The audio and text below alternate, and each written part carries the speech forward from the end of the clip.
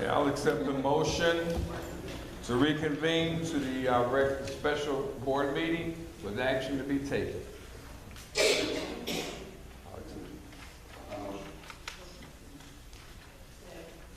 Moved by trustee Carter, second by trustee Brewer. Madam Clerk, please call the roll. Trustee Brewer? Yes. Trustee Carter? Yes. Trustee Grant? Trustee Tate? Yes. Trustee Todd? Yes. Trustee Zupan? Yes. Motion is carried.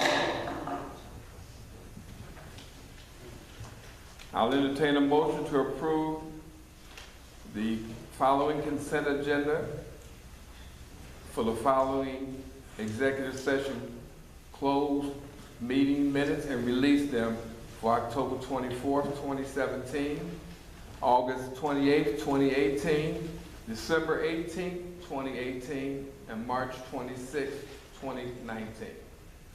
I'll accept the motion to approve these as a consent agenda.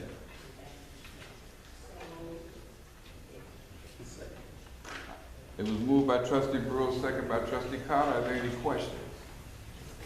Mr. Mayor? Yes. I'll have to abstain from the 10-10. We can't hear him. Mr. Mayor, I'll have to abstain from 10-10, 17, 11, 20, 17, and also 12, 5, 17. Huh?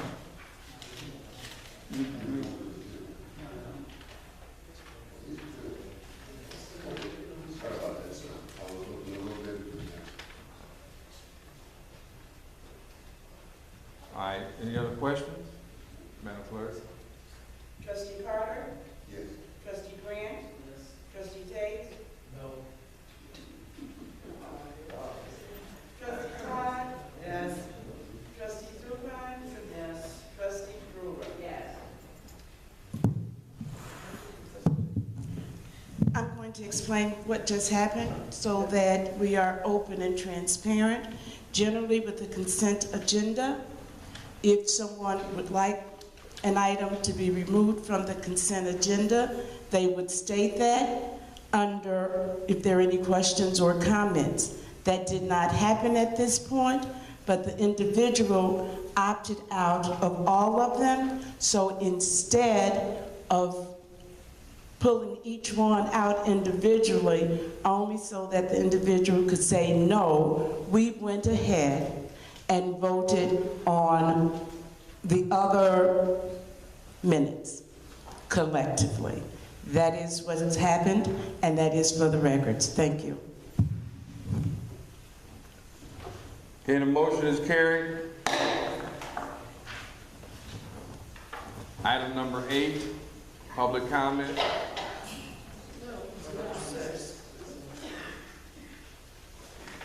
Oh, okay, I'm sorry. Item number 6, motion to approve the minutes. Motion to approve the minutes of the executive session, closed session, meeting for May 1st, 2019. Okay, 2018, but to hold them. So moved. Moved by trustee Zupan, second by trustee Grant. Are there any questions? Madam Clerk? Trustee Grant? Yes. Trustee Tate? Yes. Trustee Todd? Yes. Trustee Zupan? Yes. Trustee Brewer? Yes. Trustee Carter? Yes. Motion is carried. Now, item number 8, any public comments? All questions and comments shall be directed to the mayor. Each speaker may comment on special meeting agenda items only. Each speaker is allowed one opportunity to speak for up to 3 minutes and may not engage in debate or counter discussions. I will answer all questions following the comments. Please come up if you need to. State your name. Moving along. Number 9, general comments from the mayor and the board of trustees. Trustee Tate, you have any comments? Trustee Brewer? Trustee Carter? Trustee Todd? I will accept the motion for adjournment. Second.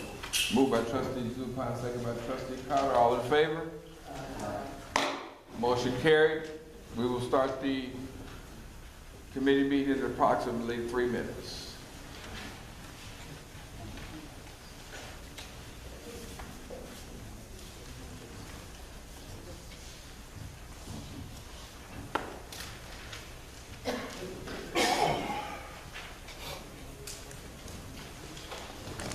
Put the microphone in.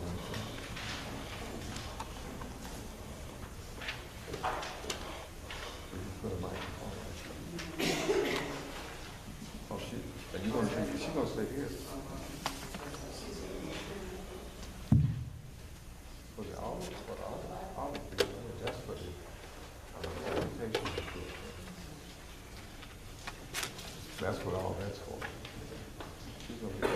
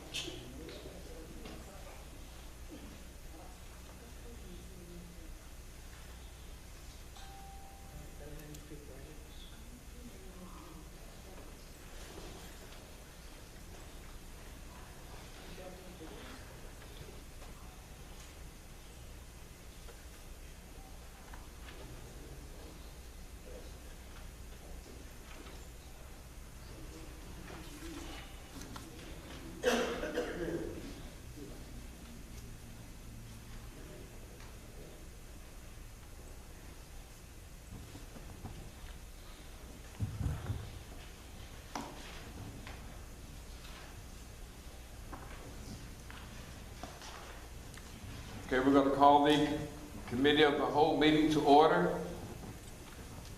Madam Clerk, please call the roll.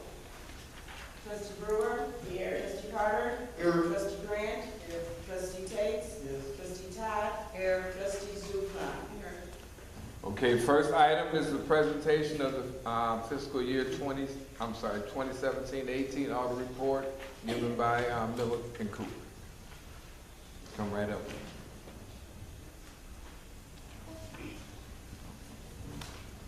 You will be asked to speak loudly into the, or close to the mic. Okay, I think Anthony is handing out the handouts that I'll speak to. If you want to hold it, you can, or...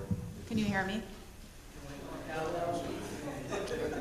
Maybe if she stood at the podium like it's set up for, It wasn't set up for her. all be acknowledged in a certain way.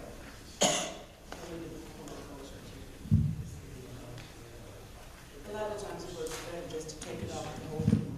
And I don't know if I could do that and flip my pages. Okay, I understand.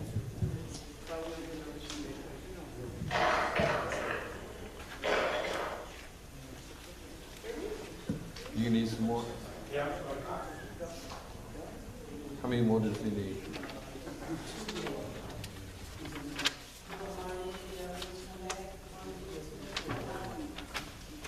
Oh.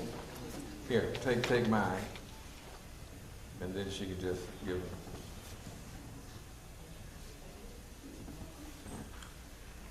Okay, Susan, this is your show.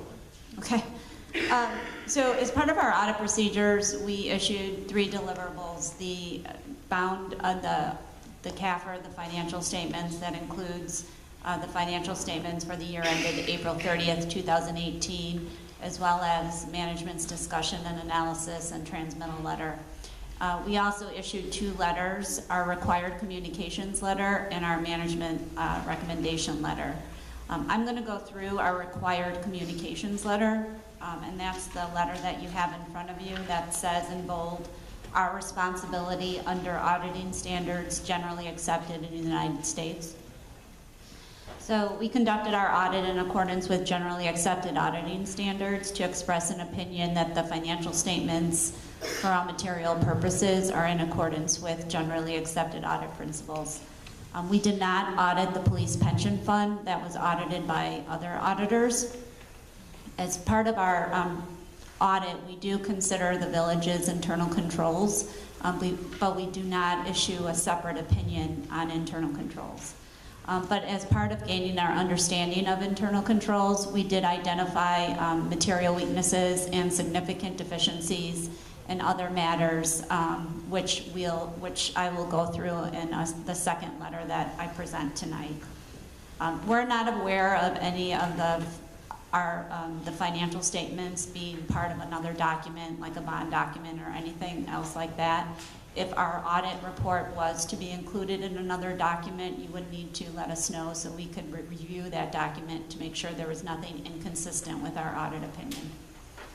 On the second page of the letter, and we'll discuss this in a few minutes, but obviously the audit took a long time this year based on the availability of information, which we'll go through in detail a little bit later. Our firm is independent with regard to the village. All significant accounting policies have been disclosed in the notes to the financial statements. In the next couple of years, towards the bottom of page 2 and the whole entire page of page 3, there's several accounting pronouncements, GASB statements, that are going to be coming out, and some of them will be will impact the village, and we'll work with the village management to make sure they're incorporated into the financial statements correctly. The most significant being GASB 75, in which the unfunded post-employment benefits, which approximate about $2.7 million at the end of 18, will be recorded in the full accrual financial statements. That liability will not impact the fund financial statements. All governmental entities are required to adopt that standard. On page 4 of the letter, as part of our audit procedures, we look at all the significant accounting estimates that impact the financial statements. The most significant accounting estimates are the allowance for doubtful accounts related to receivables, related to sewer, the sewer fund and the water fund, as well as the estimates that go into the judgment liability, and all the actuarial estimates related to the pension and the post-employment benefits that are, the liability is based on those actuarial assumptions. And we review all the actuarial reports that are provided to the village. All significant disclosures have been incorporated into the notes to the financial statements. As communicated in our engagement letter, an audit is not designed to detect errors or fraud that are immaterial to the financial statements, and management is responsible for informing us about all known or suspected fraud or abuse by employees or other individuals that would have a material impact to the financial statements. During the course of our audit, we were informed of some alleged fraud from 2 individuals. We performed some additional procedures related to that, and based on those procedures, we didn't obtain any evidence that the financial statements were materially misstated. And some of those items were not in conjunction with the scope of an audit. So just because we didn't find anything doesn't mean the findings are unfounded. It's just that they don't impact the financial statements or are in the scope of an audit within a material amount.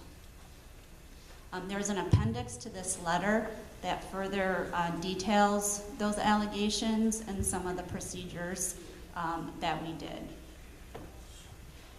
As part of our audit procedures, we do some compliance procedures on the TIFs.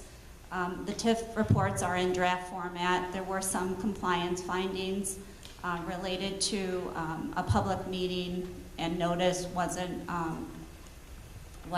held during the year related to the TIF reports, as well as the annual TIF reports weren't filed within the required 180 days. And then there was some an amount of money of surplus cash that wasn't forwarded to the Cook County Treasurer's Office on a timely basis. The next section of the letter goes through if there were any differences that we identified by fund that were not recorded in the financial statements. We are to disclose that to you, and those are all listed out here. We concur with management that they were immaterial to the financial statements, but you can see on pages 5 and 6, the differences by each fund are listed out here. On page 7, kind of in the middle of the page, we are also required to inform you of any material audit adjustments as part of our audit procedures, and we did record 40 material audit adjustments that were reviewed and approved by management to be recorded in the financial statements. We had no disagreements with management. As part of our audit procedures, management does sign a letter of representation at the time we issue our audit report, kind of confirming all the information in the audit report and our deliverables. We are aware of consultations with other accountants. Obviously, the police pension fund has other auditors, as well as actuaries performed by Lauterbach and Amon, as well as the village hired another firm to do some internal accounting control procedures. The last item I want to talk about on page 8 is we did have a restatement of 3 of the funds related to there was a glitch in the computer system in which transfers between funds in each fund, if you debit one fund, you could credit another fund, and those were recorded as loans. We corrected those misstatements and restated beginning fund balances, and those are all disclosed in the notes to the financial statements, note S. Before I move on to the management letter, does anybody have any questions?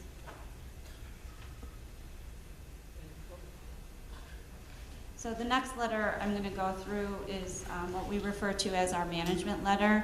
It talks about all the internal control findings that we identified, as well as recommendations for improvement.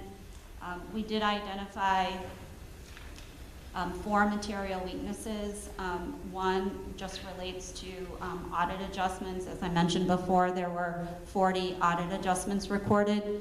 And on page 2 at the top of the page, we kind of list out the nature of some of these audit adjustments. And primarily they relate to just reconciliation of account balances and other analyses of various account balances within the financial statements. The next item relates to, there were certain interfund loans between the working cash fund and the general fund, and they have to be paid back within a certain amount. And they were not, so that's disclosed. TIF funds. And then on the top of page 3, this is a finding, as we already talked about, related to the restatement related to the glitch in the computer system of certain transfers that were recorded as loans. The next section of the report relates to significant deficiencies. There is a lack of segregation of duties in which one person in the accounting function has the ability to review bank reconciliations, make transfers between bank accounts, and record entries in the general ledger. And that's not uncommon with a small staff. So it's just prudent that there's oversight and of the committee as well as the mayor with regard to financial reporting. But it's best practice to kind of mitigate those duties so that someone who's reviewing bank reconciliations and has access to the cash accounts doesn't have the ability to make entries in the general ledger. And there's a list of bullet points that are listed out with regard to internal controls that can be implemented to mitigate those risks. The next item is a significant deficiency related to just the reconciliation of interfund advances and transfers. Sometimes the authorization of those are not formally and properly documented, or they're in excess of budgeted amounts. With regard to bank and paying agent reconciliations, we recommend those be done on a timely basis. And accrued compensated absences, some of the accruals are in excess of the village's policies. The next several items are items that have been carried over from previous years and have been previously communicated. Excuse me, I didn't hear what they said. The next couple items are control deficiencies. They're less in scope than significant deficiency or material weaknesses. They're more related to best practices, and these have been communicated in the past.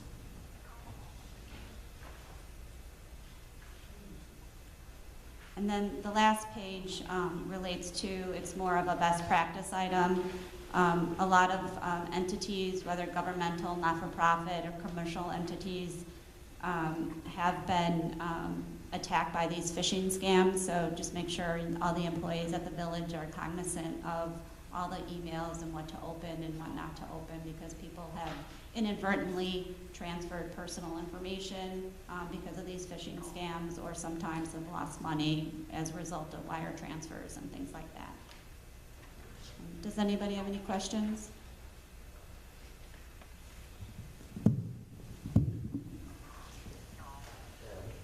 I do have one question.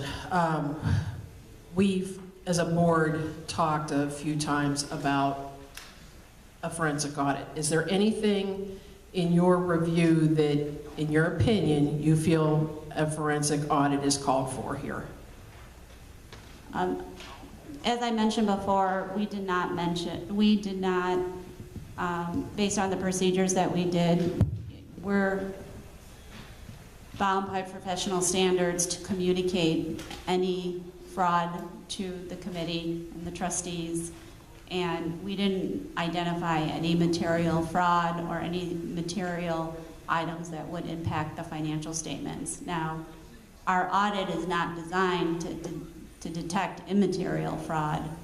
But we confirmed cash balances, we confirmed debt, and things like that. There's a lot of work to be done with regard to getting internal control policies in place. As I mentioned, segregation of duties, doing bank reconciliations on time, timely monthly financial statement close processes, which the resources, the financial resources of the village, it would be good if they invested in the infrastructure with regard to the financial statement close process to get some more controls in place on a consistent basis.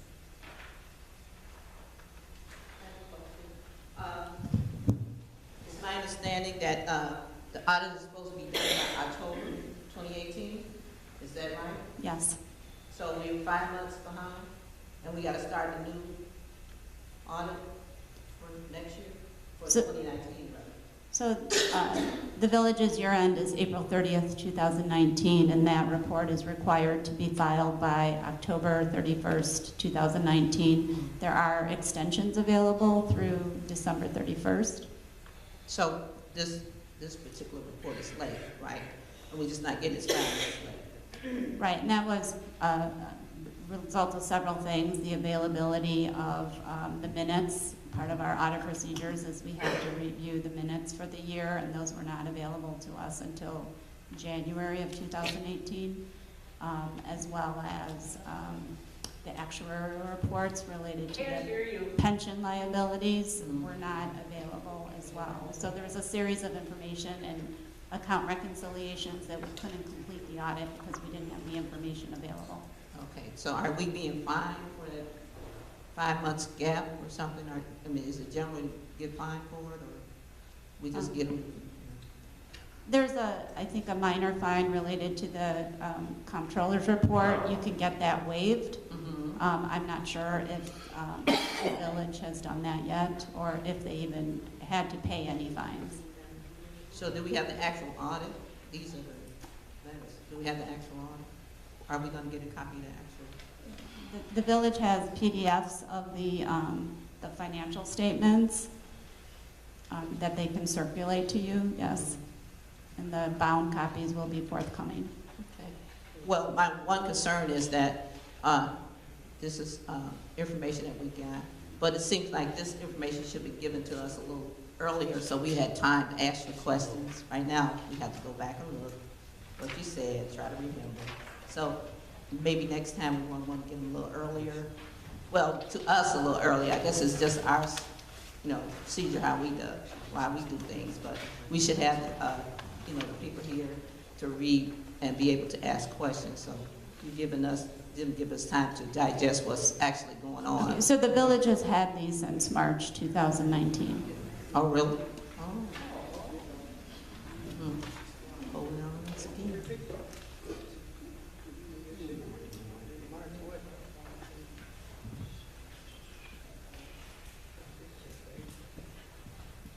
I see that we have 4 material weaknesses and a whole lot of significant deficiencies. Did they get better year over year? Like, last audit ending fiscal year, I guess 17 versus 18 versus 17. Did those improve at all? I know we have some new ones and some that are repeats, but did they get better? The last couple of years, there's been a pretty healthy letter with regard to recommendations.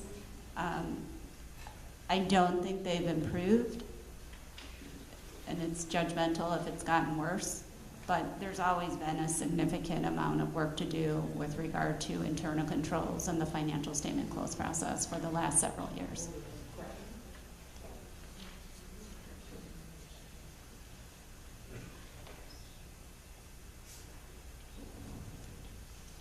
Any other questions?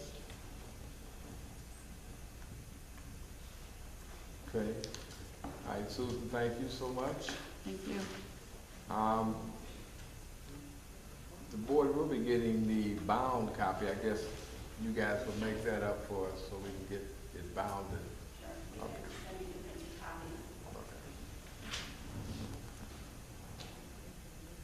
Next item, water improvement system, Johnson Controls.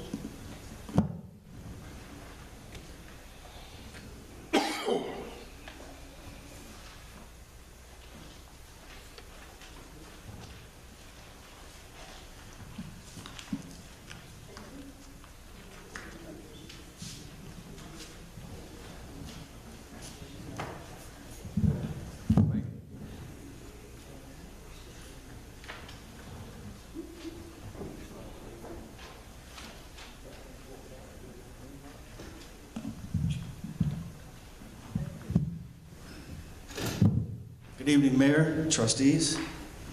Good evening. Thank you for allowing us to be here this evening.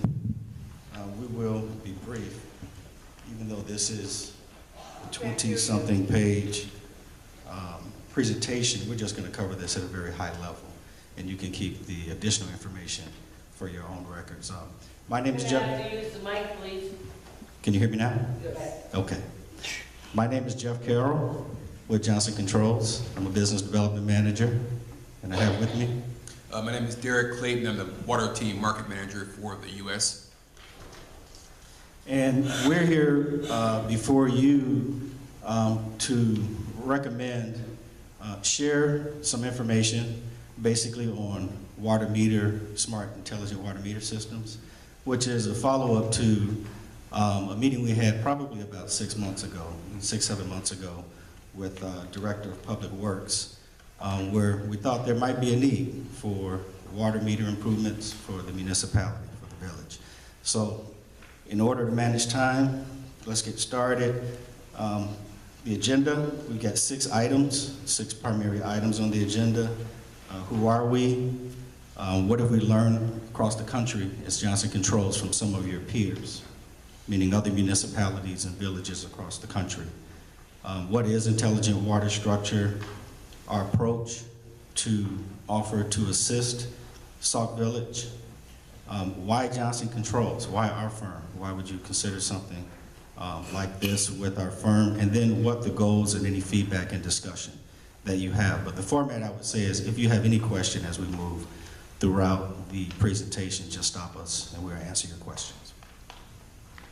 Okay, any questions so far? Okay. First page, who are we? You're going to see the local team. We have an office in Calumet City. We have an office in Arlington Heights. We have an office in Springfield and offices across the country. The team that you're seeing here on this page shows myself, my manager, his manager, our operations manager, Bam Zimbala, and Derek Clayton, who is here with me today, and then you'll see a shot of the entire team at the bottom. But what we do on the left side of this first page, Johnson Controls, some people have heard of our firm, some people have not. It's a firm that is 136 years old. We've been operating in Illinois since 1885. 28 locations in Illinois and 1,600 employees working in the state of Illinois. Primarily what our firm does is building controls, HVAC, fire and security, infrastructure solutions for our customers. On the next page, why are we here? You see the triangle with the four rectangles off to the side. Primarily the work that we do with municipalities covers water, wastewater, lighting, meaning street lighting, intelligent and LED street lighting, building retrofits and upgrades, and renewable energy. We use these four things to take a holistic approach to increase the reliability of our customers' facilities and infrastructure, to reduce risk for our customers as far as the end result product or project that we deliver to our customers, and then we show guaranteed results to our customers, and we'll go into that a little bit later. So this next page here, you'll see what have we learned from your peers. And this is as a result of our firm doing infrastructure work for municipalities, for state government, all across the country. So we've learned a lot of lessons, we've listened to a lot of municipalities, and what you see on the right is what a lot of local government has been focused on lately. And I won't read all of them, but one is a sustainability plan. That's the third one on the left side from the top. The other is safe and well-lit streets, which every municipality wants that. Healthy drinking water, analyzing data. But the goals that you'll see on the left for most of municipalities that we've talked to and worked with, they want to be financially strong, delivering quality service. They want to upgrade. They have a desire to upgrade their infrastructure and facilities. They want strong neighborhoods, a strong local economy, and basically a great place to live in a sustainable city. Now here with the green hexagons, you'll notice, these are the challenges that we've heard from the municipalities that we work with. The risk of taking on major projects. It's not part of your day-to-day, what you do as a municipality. So there is some risk involved in taking on major infrastructure projects. The desire to free up operating funds, decreased revenues. Everyone is looking for additional revenue, but they have to do more. The pressure to do more with less. Increased energy and water rates, and deferred maintenance.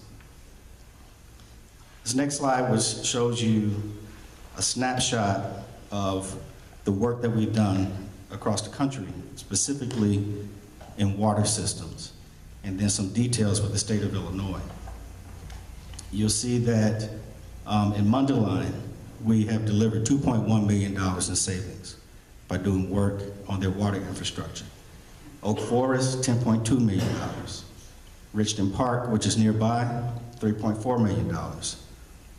In Decatur, Southern Illinois, $23.7 million.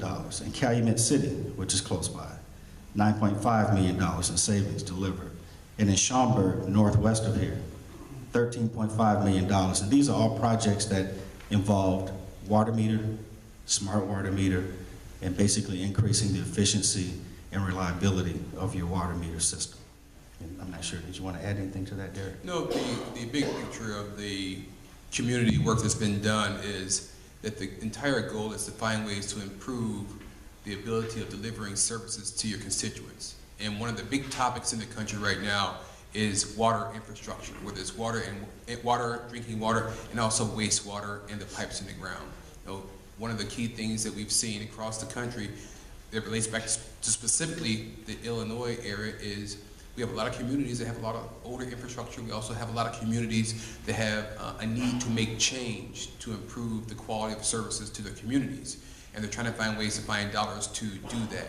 And through the program that my peer Jeff here will talk about, that's what one of the key things we try to do is help communities find ways to make the improvements to provide better services and find ways to find the dollars through a guaranteed results program. And the rest of it, next few of yours.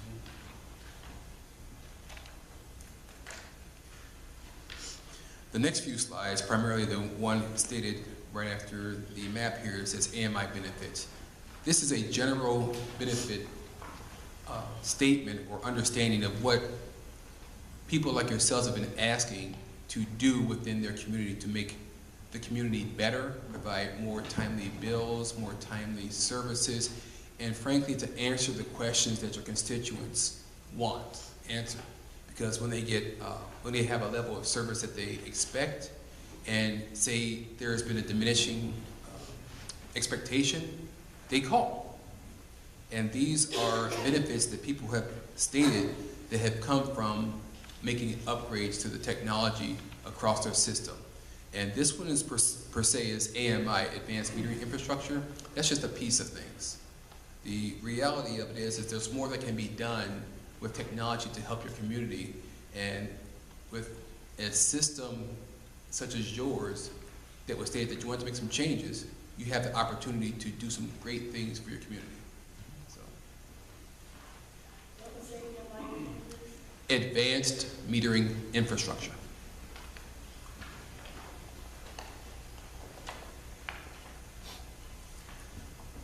The next few slides, such as clean billing database, that's one of the key things that we've seen within a customer is they have questions in their system. They have questions in the data, questions in their, how they can provide services through intelligent data analytics. And that's part of the technology upgrades. People want to be able to answer the questions quickly through a couple of keystrokes, and that's a different mindset that we're seeing across the communities around the country through having their database available more readily to your internal staff to clean it up and to overall provide a higher level of service. You know, Jeff, I'm going to bypass some of these because a lot of these are very detailed, and I don't want to get too much in the weeds, so I want to keep this at a high level. But one of the key things that I want to mention is when you look at making updates to a community infrastructure, it's really two projects. It's the implementation of the project, and it is also managing the data. Because now we all have smartphones, we all have computers, we all have laptops, everybody expects information. And when you do a project such as what you were thinking about doing, or even addressing infrastructure in the ground or any type of infrastructure change in your community, you want to make sure you capture that information so you can use it down the road. So it's really two projects when you do any type of activities in the community now. It's the actual work, but then the data capture behind it. And quite honestly, what we find throughout the communities around the country is sometimes that's a challenge for the existing staff. And they were asking for help, and honestly, what I've seen is they've asked Johnson Controls in many ways, can you help us figure this out, provide a good solution to make us better, to hopefully solve some questions or answer some questions that your constituents are asking. So Jeff, I'm gonna give it back to you because that's kind of a high level review of some of the things that we deal with. All right, very good. Any questions on anything we've covered so far? Okay, I want to move on to the graph that shows how the mechanism that we use to save our customers money. And this is the public sector, local government, K through 12, higher ed, same model. You'll see a graph that shows on the far left bar, it looks like two pieces, a blue colored section and a gray colored section. The total of those two is what a customer's operating expenses are today. So to use as an example, a water meter system that you know needs improvement, that you'd like to improve, you know that there's expenses, there are costs that you'd like to drive out of that system, that is the supposed total cost to operate your system. The great piece is what we do as a firm to identify. We walk the village, we look at the equipment, we look at the technology, we compare it to what we know we can do to reduce operating costs, to increase the efficiency of a water meter, and think of it the same way that if the water meter is more efficient, it's going to read accurately, which means it's going to bill accurately. And if the water meter is aged and it is not quite efficient, then there is billing that's not happening. So there's a benefit to the village, the upside. We identify that piece and we say we can drive that efficiency for you. We have engineers, we have project managers, energy engineers, and we will drive that efficiency. So we'll say that the cost to implement the project, we utilize this gray portion on the left to fund the engineering, design, and construction of the project. And we'll get into it a little bit that shows why that's so important. So for the term that the project is being designed, installed, and guaranteed, we guarantee the performance of the solution that we design and deliver to you as a customer for 20 years. And there's legislation that drives that, state legislation. The project basically pays for itself. There is no increased spend by the village on an annual basis. So you basically monetize your inefficiency that you're paying today. You're spending that money today. We find the efficiency. You take that efficiency and you monetize it over 20 years. You get your new system today, you get your increased revenue today, you get your improved database today, you get all the things that you want to do, but you get it today without having to spend additional dollars on an annual basis. After that guarantee period is over, then you enjoy the full reduced expense, and you can reallocate those dollars for other things throughout the village. Okay, the next slide has the big question mark, time and availability. And this is one of the biggest hurdles that a lot of customers that I talk to, they want to do so many wonderful things, but they don't have the time to design the project, to allocate personnel, to manage the project, to go through the process of identifying all the contractors and the contracts, making sure that the work is done, making sure that all the different trades that are on your facilities are doing what you need them to do. We take all of that on ourselves. The village contracts with Johnson Controls.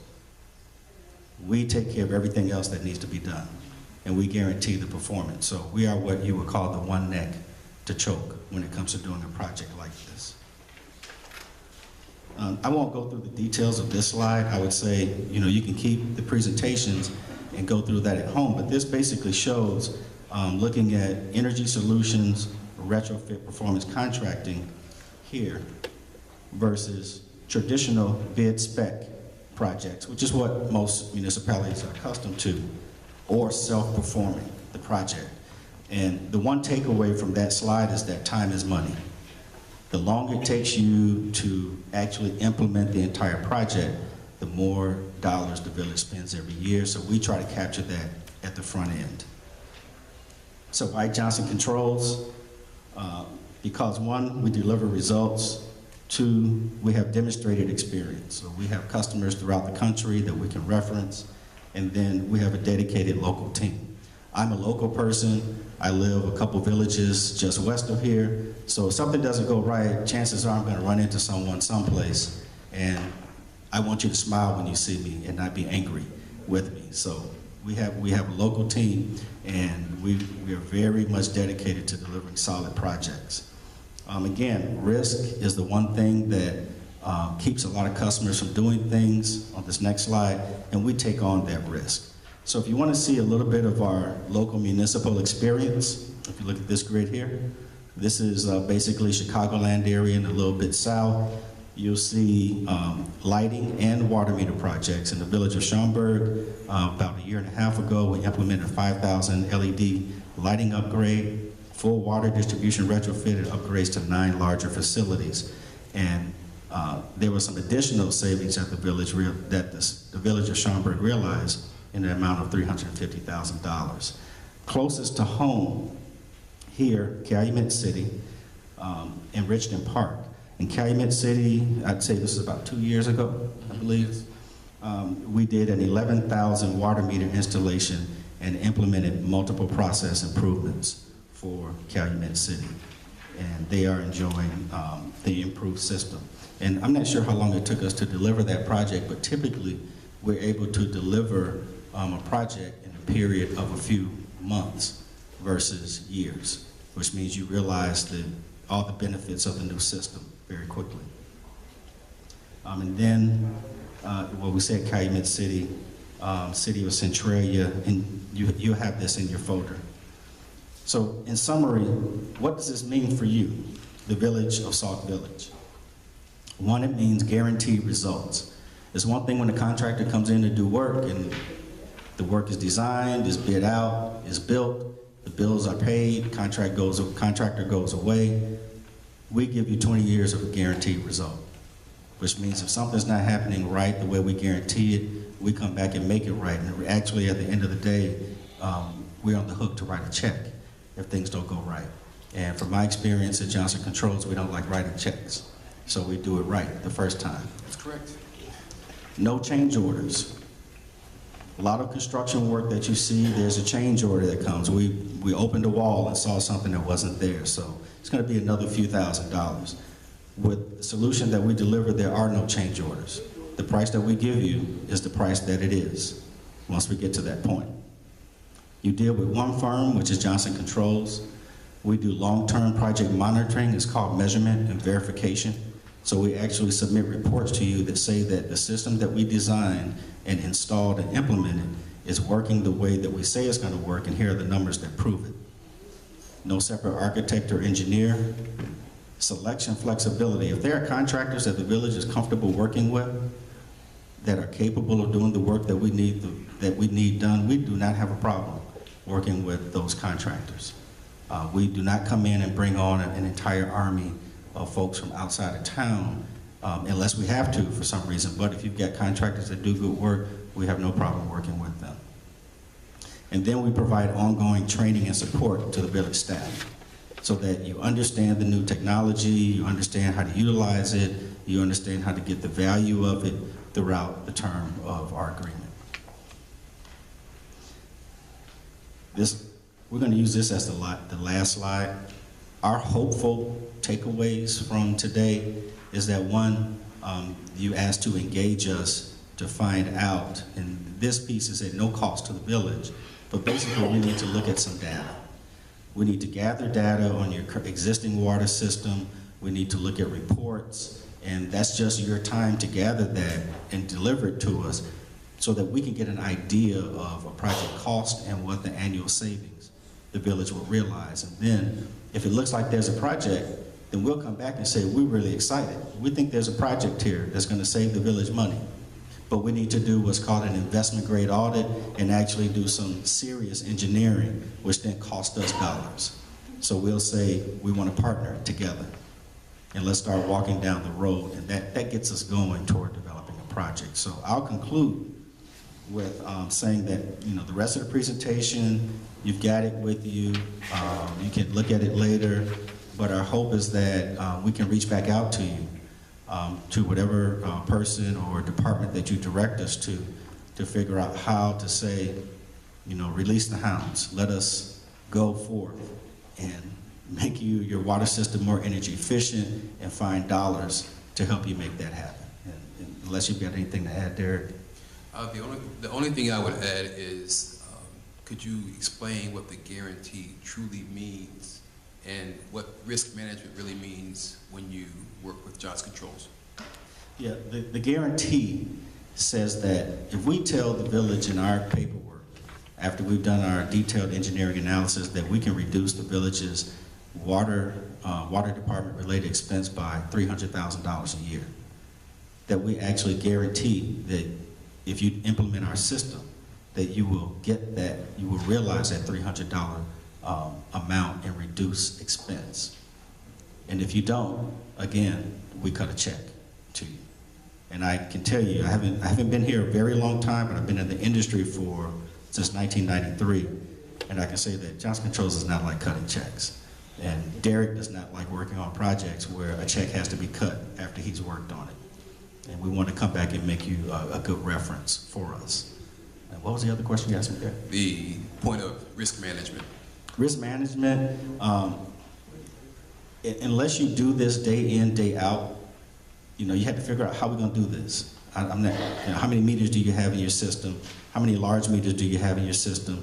How many contracts do you have with contractors that can do the work that would be needed? Those are all areas of potential risk, meaning things can go wrong, calculations can be wrong, you can pick the wrong water meter, you can pick the wrong audit system, you can pick the wrong billing system.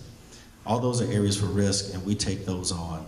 We actually develop the project with you. I won't, as I said, this is just high level, but we actually sit down and develop the project with you as a team member. We don't come in and just say, this is what you got to do. We sit down with your department heads, with your leaders, your decision makers, the people that have needs, and design the project with you so that when we walk away, it's exactly what you wanted to have. Any questions? You were pretty quiet. Question. You said that 6 months ago you had a conversation with the Public Works Director. How did that conversation go? There was, he said there was need, that basically he was just starting to look at making improvements and changes to the water meter system.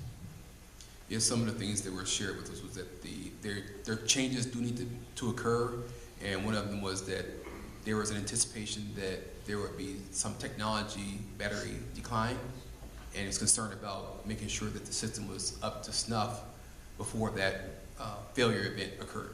So that's one of the things that starts the conversation. Okay. And then I know that you can't give us an estimate on the cost, but for example, on a project that we choose to partner with you guys, is that cost a one-time fee, or is there like some kind of perpetuity that you guys get paid? How does that part work? At the end of the day, it's a construction project. Mm-hmm. That's at the end of the day, it's dirt, right? Civil engineers I'm a mechanical engineer. Civil engineers are dirt. So at the end of the day, we're in the dirt. But there's a cost. You know, if we say we think there's a project, that just means you gave us data, we did a high-level analysis, and all the indicators that we look at throughout the country say there's a project here that's a winner for the customer and a winner for us, because we don't want to do a bad project either. Once we get to that point, we'll say, let's partner together, and we actually co-author a document called a Project Development Agreement. And in that document, it spells out actions, milestones, meetings, such as meetings where we come back and we say, this is what we think the scope for the project is going to be. And we share that with you, and we have discussion back and forth. Because you may say, well, we're going to make a change in 2022, so we don't need that part of the scope. So we don't spend any more time looking at that, which saves everybody money. We have a financial workshop where we engage we have an entire rebate team at our U.S. headquarters in Wisconsin. So any rebates that are out there, we're going to get those for you. You know, Illinois rebates, national rebates. We're going to find funds. Of course, the village has to come up with funds to do the project as well. But we actually have a finance team that specializes in funding or helping to fund projects like this. So it's not your typical banking relationship. So they go out to lenders that understand performance contracting and know that as long as the village has a budget, as long as they have a budget for what we're doing, then the village puts that money aside, and then each year you're spending less money. You take that same money and you pay the debt off. But you've got the improved system, you've got the better records, you've got the guarantee that it's going to work. But we have a finance team that works with all of our customers to do these kind of things.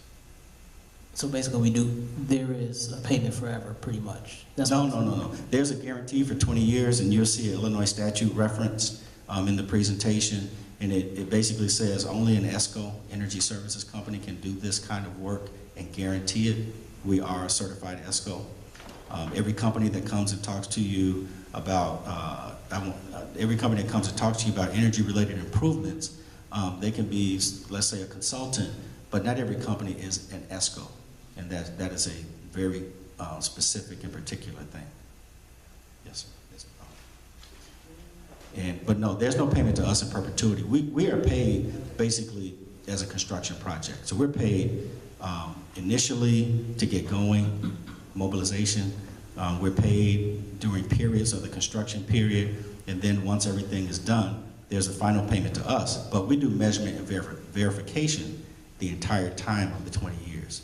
So we do reports to our customers for 20 years that show this is how your system is operating. And I would like to clarify that no, the 20 years is what the statutes allow you to go up to. My experience around the country is most cases these projects do not necessarily have to go to 20 years. I've seen them as low as 8 years, I've seen them as high as 25 years, depending on which state you're in. And one of the other key questions that you haven't asked, which I'm kind of surprised that sometimes it comes out, is we talk about the guarantee and the benefit that comes in.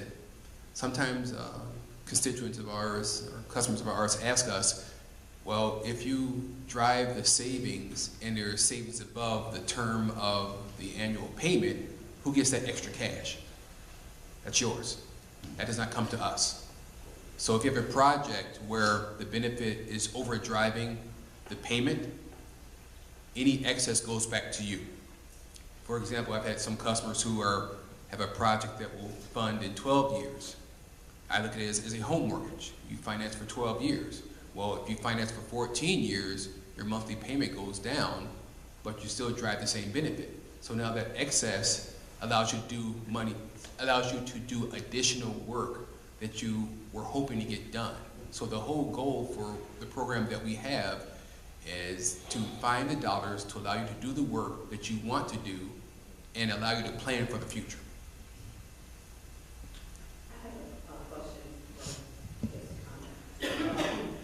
It's my understanding that with Johnson Control, you just gave emphasis on the billing, the lighting, and the meters. That's basically what you talked about in your presentation. However, we have a situation here in Sauk Village where we need infrastructure repair. I'm talking pipes, okay, and fire hydrants and V-box. So what can Johnson Control do for us? And I think it should be done first. To get the funding to fix these things in order that we could go to billing, lighting, and meters. Because, you know, seems like we're doing half of something when we should be focusing on the pipes in the ground, because some of those pipes are really old. So they need to be replaced and repaired, along with the fire hydrants and V-boxes and stuff like that. So, Use the mic, please. Derek, so how do you address that? Derek, I'll let you start addressing because it's water infrastructure intensive. Right. One of the key things in these types of projects is we're looking at trying to develop a solution, not just fix one thing. The challenge in the municipality is your municipality. You have multiple parts, and those parts are interdependent upon other things. And one of the key things that's going to drive to repair what you want to repair, the pipes, and all that work that needs to be done is funded typically through the enterprise fund, which is driven by the revenues off of your billing. So one of the key things you need to look at is how do you make sure the dollars that you are trying to generate for your enterprise fund is accurate and represents what you need to be doing so you can plan for these repairs.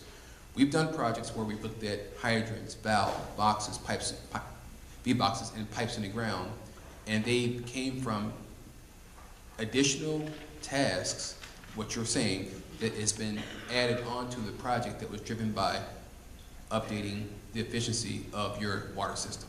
So to get to where you are asking about, that can be part of the project. The key thing is to define, as we explore where your situation is, what do you want to do, what are the hot buttons, what are the slow, let me rephrase that, short, medium, and long-term goals, and how does that fit into the solutions that we try and develop on your behalf. And that's ironed out in great detail once we're partnered. When we say we think there's a project, and we start looking in detail, then that's when we're sitting down at the table together. You would say, we want you to look at the fire hydrants. You know, my expertise is not in fire hydrants, but that's why Derek is here. So we will look at whatever makes sense to look at. The final project will end up being whatever makes best financial and operational sense for the village. Any more questions? Any other questions? How much does it cost to initially partner with you all? We're not on public comment yet. Oh, I'm sorry. I didn't think they'd be here. Any more questions? Any other questions from the board? Okay. Jeff, Derek, I really appreciate you guys coming out. We will be getting in touch, as you stated, you did talk to our Public Works Director. Yes. So we will be getting back and put our heads and then look at overall feasibility, because it's something that is really needed. And as far as the financial part, something the board has to look at to see where it comes in. But I'm thinking that it's, as you stated, at some point in time, we have to upgrade our water meters. Yeah. So that has to be taken care of. Yes, sir. Thank you. Thank you so much.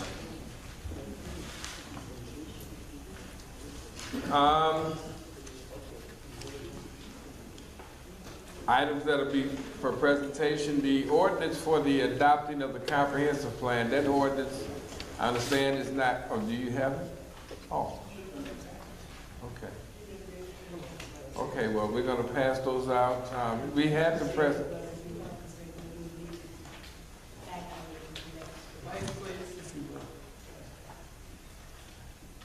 This is the ordinance for the adoption of the comprehensive plan. Has been presented to the board several times, So, yeah, the board took action on the comprehensive plan at its last regular meeting, where it approved the recommendation from the Zoning Board of Appeals.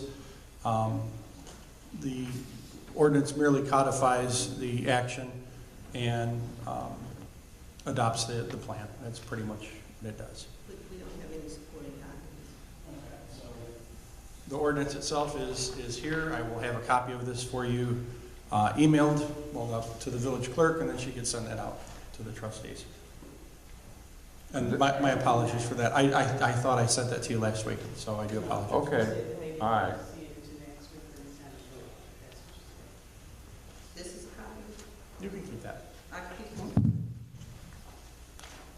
Okay, that's item number one. Item number two is a presentation from the Enbridge to the board. Okay, so about a year ago, well, no, let me start earlier than that. In 2017, Enbridge came to us wanting to put a valve in one of their lines. In 2018, we had a discussion and a meeting with them.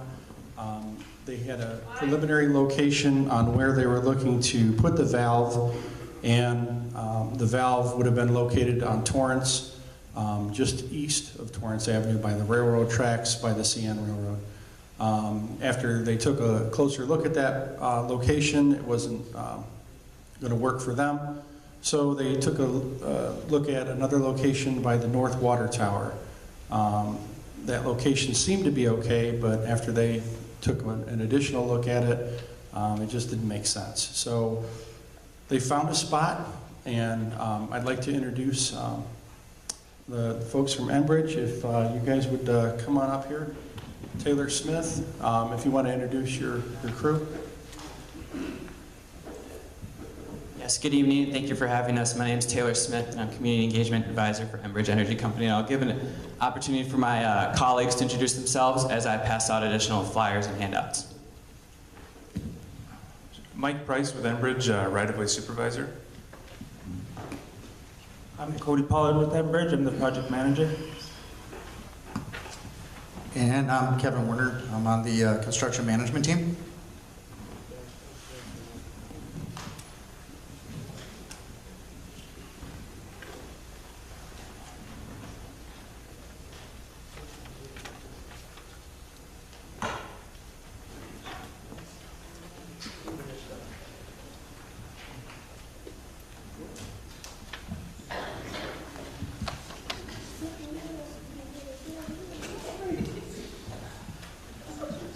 Thank you and good evening.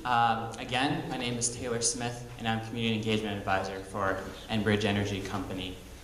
For those that aren't familiar with Enbridge, Enbridge is North America's premier energy infrastructure company, and we have strategic business platforms that include an extensive network of crude oil, liquids, and natural gas pipelines. The company safely delivers an average of 2.9 million barrels of crude oil each day through its mainline and express pipeline, and accounts for nearly 65% of U.S.-bound Canadian crude oil production. And we also move approximately 20% of all natural gas consumed in the U.S., serving key supply basins and demand markets. So why we're here today, Enbridge has 3 crude oil pipelines in Sauk Village.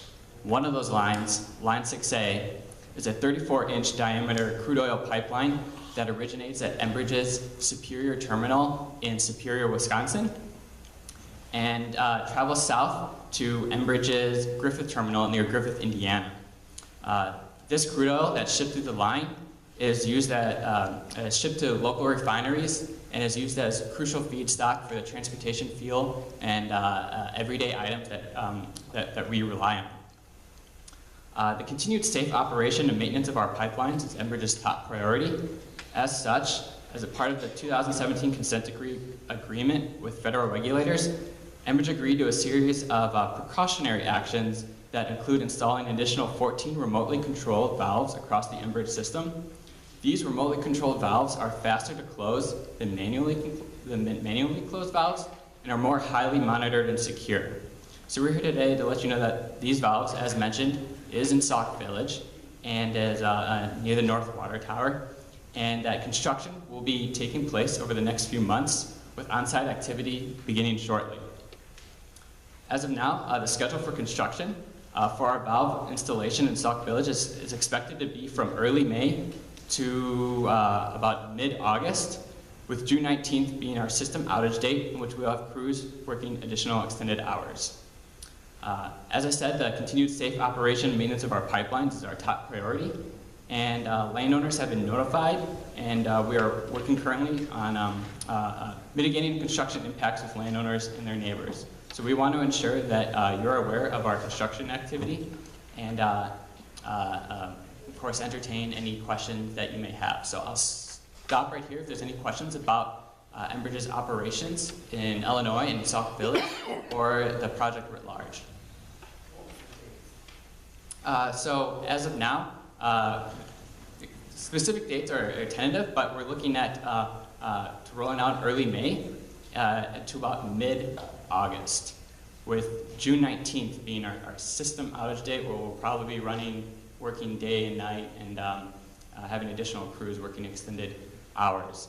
And so public impact of construction activity should just be expected to be additional truck traffic, maybe a little bit of noise, and then when we have the open system on June 19th, there could be some odor, but we're working, as I said, with landowners and the emergency responders in Sauk Village to make sure landowners are notified and we're prepared for any impacts.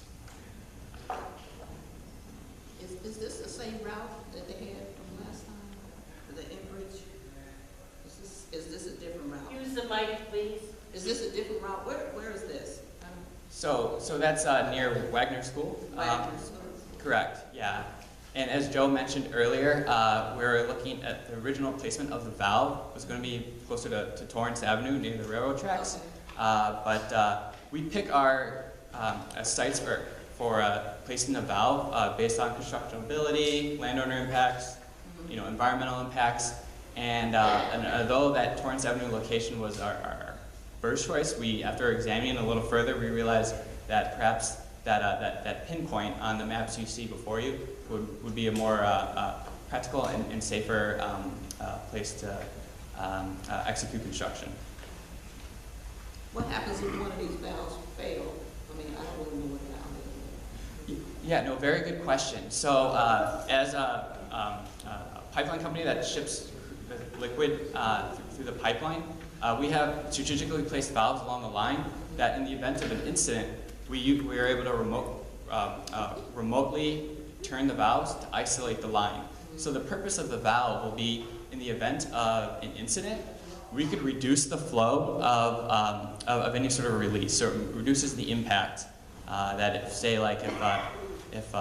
something struck the line, the valve, having an additional valve in Sauk Village would reduce the flow of product that gets released, because we're able to, it's an additional isolation point along the line. Okay. What about potential impact? Bernice, we can't hear you. I'm sorry. Okay. What about the potential impact, environmental impact on these valves as they go down? So let's say one breaks and have all this oil out here. So what are we going to do to protect residents is here. Very good question. Yeah, I can answer that. So these valves are in a regularly open position. So there's nothing, if something was to go wrong with the valve, it's in a fail open position. So it wouldn't have any impact, or there would be no leak or anything like that. If the valve for some reason lost power or shut down or something happened to it and it couldn't operate, it's in a stuck open position. So there's no impact or danger of anything happening there. Very good question. If there's no other questions, I'll ask just Mike to wrap up any other thing I missed and talk about a little bit about the displays we have behind you. Sure. And I'll get into some of what my department in lands and right-of-way, one of our responsibilities is really working with landowner stakeholders. And so in this case, because of the land to the north of Wagner School is owned by the village, we looked at one of these, at this location, and why it was particularly attractive as a second alternative was the space. We have a pretty wide easement through that area. There's enough workspace, for this work to safely occur. And you'll see on this is the best map that we could have. If anyone wants to take a look, we have an aerial that shows the placement of the valve, to the north of the school in the open area. Another responsibility of my department is to, where we have the easement rights to install these, great, we would. But in some cases, we have to acquire additional rights. While we have the existing easement rights to install, it's always nice to have a little extra room. And so, working with the village, and I apologize, I know the board has the map in front of you with the yellow box on it. There is Enbridge owned property. We have 12 acres or almost 13 acres of land that we own. In discussions with Joe and the village, frankly, it's adjacent to village-owned land. You guys can put it to much better use, and as a consideration for any of the working space, that was, part of our discussions. And in addition, widening the easement a bit from 37 feet to 60 feet to accommodate the valve.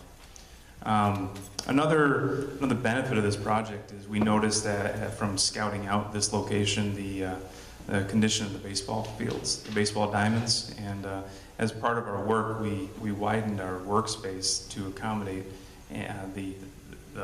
all the fields, which were in the process of being taken down, and our crews will expand our footprint to take the rest of the fencing and some of the dugouts that are being removed, and take care of that for the village.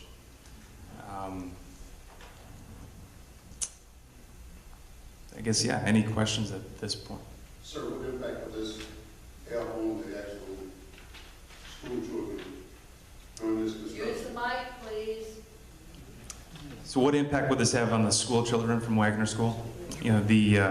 That's actually a good question. Why we included some of these other photos of actual locations that we've installed. Our standard valve site would be a chain link fence with all the facilities inside, and in some of these examples we put some more decorative ones up there, but it is contained. All the hazardous areas inside around the equipment is contained, and we do have. I guess I maybe ask Cody what kind of like maybe security measures we might have.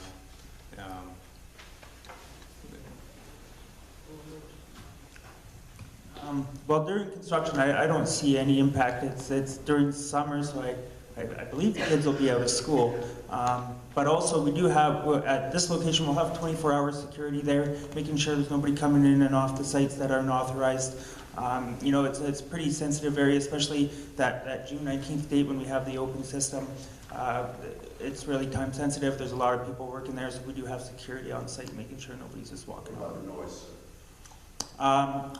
There's not, it's a lot of welding and there's a minimal amount of cutting, but really you're moving things around with cranes. It's not hammering and sawing and woodwork, right? There'll be a few days over the 2 months spotted thrill where you're going to have some metal cutting, but that's not going to be overly loud, and it'll only be an hour or two at a time. So I wouldn't think it would be too impactful there. As far as noise too, that's one thing that my group for the landowners who might be around that area, we will meet with them well in advance of the work so we can adjust what their concerns might be. That includes all the residents along Jeffrey Avenue. That's going to be our access route. In working with Joe, we're putting together a communication letter that we can mail out to all those residents, but then also the folks that are really close around this area, we'll meet with them and try to assess their situation. You indicated that the baseball field is going to be widened. The eastway is going to be widened. The easement that we have would be widened. Now, the easement has to be what? How do we get extra, width, or what happens with that? What I'm looking at is what is the financial benefits to the village? Are we going to get any kind of return? Because we said you were going to do something with the baseball field. So, can you elaborate on that? Okay. First thing with the easement. The easement is a particular width. Right now, it's 37 feet. We'd like to widen that to 60. Okay. So the additional width, there's value there. In calculating based on property value, we're still working out some of the numbers before we get those over to Joe. But we calculated any additional easement area to be approximately about $24,000. $24,000. For properties where we don't maybe have the rights to install a valve, we use $25,000 as a lump sum. Okay. In this case, we actually do have the existing rights if we were to stay within our existing easement. We included that as well. So it brings it to about $50,000 approximately. With the value of the Enbridge property, the fee-owned property, 12.8 acres, using $9,000 an acre roughly for vacant agricultural land, it's about approximately $115,000. So we're going to get approximately $115,000, you said, if we buy. Minus the amount owed for the project. We can't hear you, but that's okay. Minus the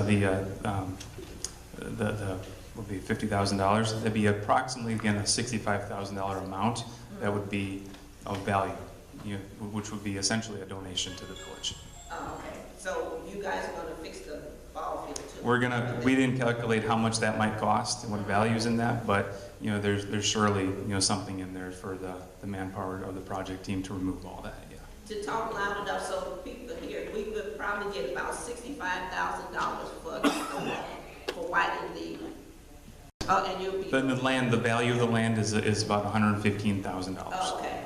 We got you. Okay. So it'll be no monetary, it'll be just land. Correct. Okay.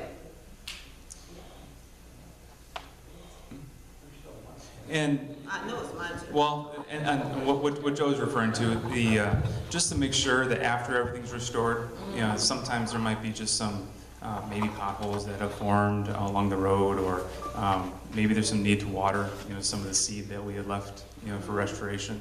Minor settling here and there. We agreed to a $10,000 payment following at the end of the project.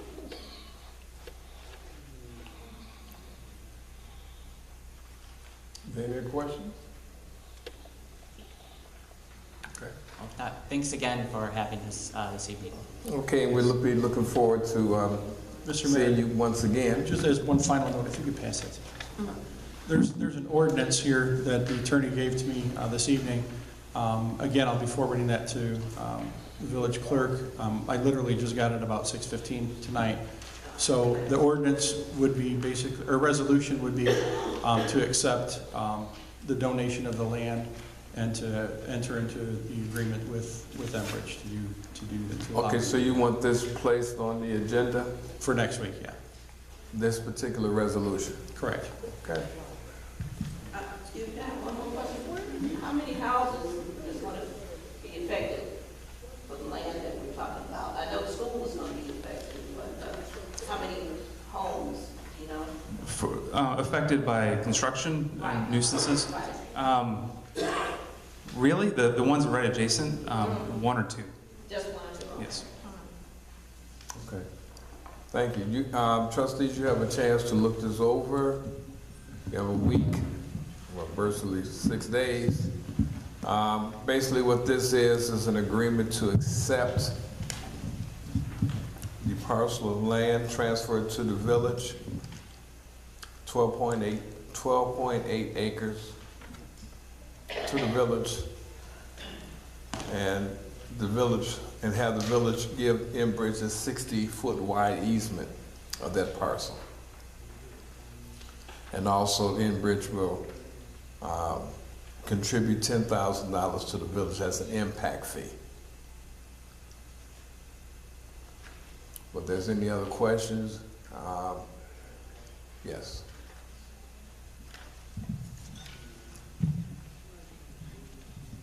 So back to the baseball field. So if they're going to remove that, be demolished. So what are we going to actually? I mean, so will we not have another field there? We have several fields. This is just one. So just one of them. One of the, I think it's 3 or 4. I think it's the one that's right behind. They're going to do all 3. They're going to remove all. So they're going to level all of that out, clean all of that out. Oh. So we'll have basically what was intended in the original plan for the Osland grant. All of that will be cleared, leveled, and graded. You said all 3 fields, but to go back, Osland grant cost about $80,000 for that particular grant. So how much would it cost to get these other 3 ball fields up to par? What are we going to get the money for that? I know you just said we're going to get $10,000, so we're talking 3 baseball fields. Do we have any idea how much it's going to cost to do 3 baseball fields, or where are we going to get the money?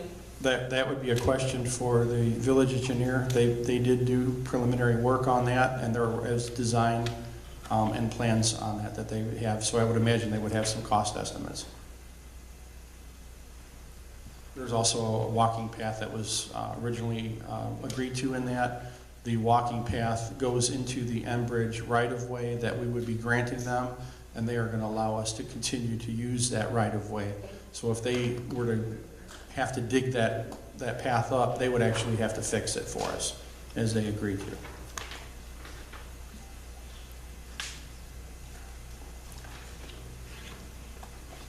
Would somebody ask, will this affect our water?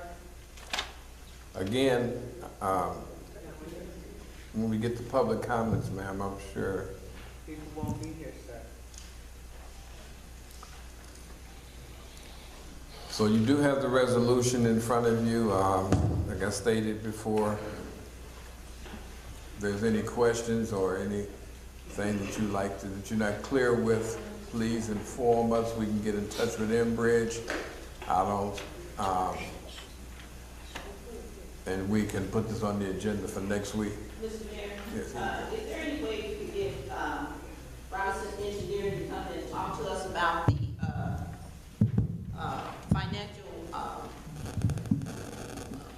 aspects of how we're going to do 3 baseball fields, you know, where the money's going to come from? Is there any way they could offer up some ideas? Because we know we're going to get 3 baseball fields that have to be leveled, as they say, or whatever. But maybe Robinson Engineer could tell us a way, because you talked about the design features, that it would might, you know, have a minimum financial impact on us. You know, I'm not quite sure. I'm not understanding. Okay. You saying, Well, what are you saying? I'm trying to find out, okay, we're gonna get just $10,000 for 3 baseball fields.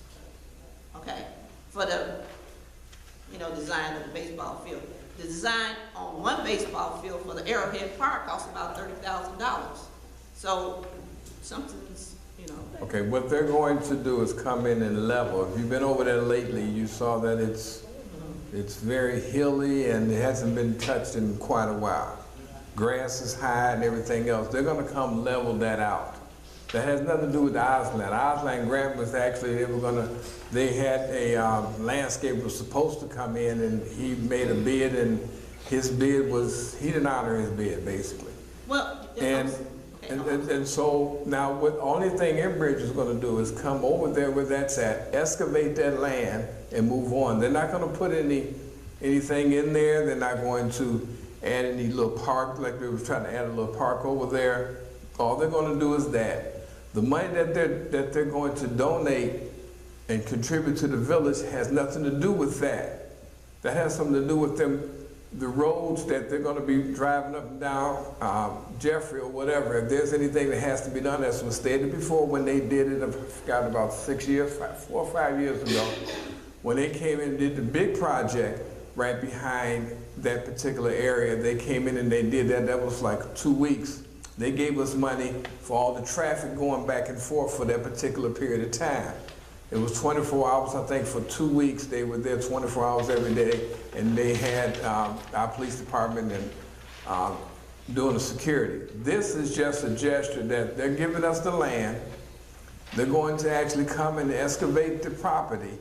And the money that they're giving us is not earmarked for those parks, so don't think that it's earmarked for that particular party. It's to help pay and defray the costs that if their equipment coming on the streets would disrupt. We can use that to fix that. That's basically what that is. Am I correct? And these guys sitting right here. Okay. Yeah, that's right. And I mean, that if you wanted us to, we could leave the ball fields there, but they're in pretty rough shape. No, we want you to excavate. We thought it'd be a good gesture to take a big space out and level it out. That gives us a chance to at least get a clean landscape. Yeah, and then you can do with it what you will, but we thought it'd be nice just to clear it all out before you get rid of it. Since you got your excavating equipment there, you can move it on. It'd be cheaper and more effective for us to do it while we're there, for sure. Absolutely. Well, I probably need to rephrase my question that I need to know. I understand that Enbridge is gonna clean all that stuff out, but my concern is that we have 3 baseball fields that have to be repaired or whatever, you know. I guess I'm going on to the next thing. Where are we going to get the money to fix that? It's another, this idea I would like to, you know, look at. That's what I'm saying. You know, so you're saying you want to find out, you want to ask Robinson Engineering to come and do a study? Well, I don't know if that's what is needed. I know we need the baseball fields or whatever, so I'm just saying, how would we go about going to go further than Enbridge has gotten us the money to clean out the field, so the next step is to what? We have all this empty space over there. Okay, so, I mean, it's another issue. We do have a study that was done by Robinson Engineering back then. For one field? No, it was for that whole area. It wasn't for one field, it was for that whole area. They were going to put a walk path in, they were going to put, I'm sorry, it was in there to put a walk path, not they, Robinson wasn't putting anything in. To put a walk path in, to upgrade the baseball fields, and to also put a small playground in there. All that whole study has been done, it's on paper, and it's right there. So only thing Enbridge is gonna do is basically come out and grade that down for us, make it more presentable at the particular time, and hopefully if we come up with some more money somewhere or whatever, that can happen. But right now, they're gonna come in and do that, level it out, and make it more sightly in that area. So, okay, so we'll have this particular resolution on the agenda next week. Like I stated before, if there's anything that anybody has any questions, please come and let us know. The next item is a discussion of variance approved by the Zoning Board of Appeals and Planning Department for the Lenny's Gas and Wash on Salt Trail right there by 394. This is, I guess this is going to be Zoning Board of Appeals recommendation for what they were, what Lenny's Gas and Wash was asking to do, correct? That's correct, Mr. Mayor. So there were 3 variance requests by Mr. McHenry and Gas and Wash. ZB 1903-1, 2, and 3. So there should be 3 separate items in your packets. The first one is a variance for a ground monument sign. So the regulations are that the maximum height could not have been more than 6 feet. The height of the cabinet is at 7.6 feet, and the overall height of the sign is at 11.2 feet. And that's the monument sign, so if you can picture the entryway over on Sauk Trail, right off of the 394 entrance where they're doing the entrance at now, that will be just to the immediate west of that entrance. So that would be the ground monument sign. So the other item is the pole sign. So the ground pole sign, the maximum height for that within an M2 zone is 20 feet. They've requested a variance because of the elevation difference in the highway to 35 feet. The maximum square footage of the sign was at 200 square feet. The maximum sign of the actual sign size is at 256. So it's 56 square feet more than what's permitted and 15 feet higher than what was permitted. The other item here is for the ground pole sign. The setback requirement from the property line is 10 feet, and because of kind of jogging in there, they're going to go to 8 feet, and the zoning board approved all 3 of these unanimously at their meeting. Okay, so then you're asking the board to vote on their recommendations for next week? That's correct. So the approval would grant them the variances that they've requested. Are there any questions from the board? Okay, this will be on the agenda for next week at the board meeting. All right, next item is public comment. All questions and comments shall be directed to the mayor. Each speaker may comment on any matter pertaining to the business of the village. Each speaker is allowed one opportunity to speak for up to 3 minutes and may not engage in debate or counter discussion. I will answer all the questions. Just have one final thing. The storyboards will be available if any of the trustees wish to see them. They'll be in my office. I'll leave them out here for tonight for the public to look at as well. Okay, as I was stated, I'll answer the questions at the end. Unless someone stated I won't answer, I will answer. I will try to attempt to answer all the questions at the end of the comment. Please state your name when you come up.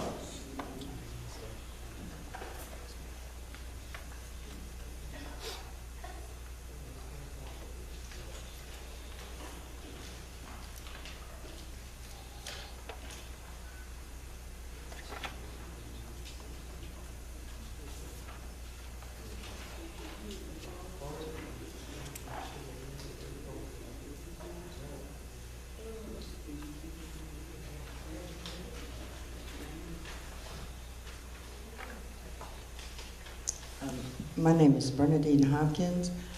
What I wanted to know, my questions may or may not make any sense, but I wanted to know, has village control research, so to speak, been done regarding, what the gentleman said could possibly occur or whatever during this construction?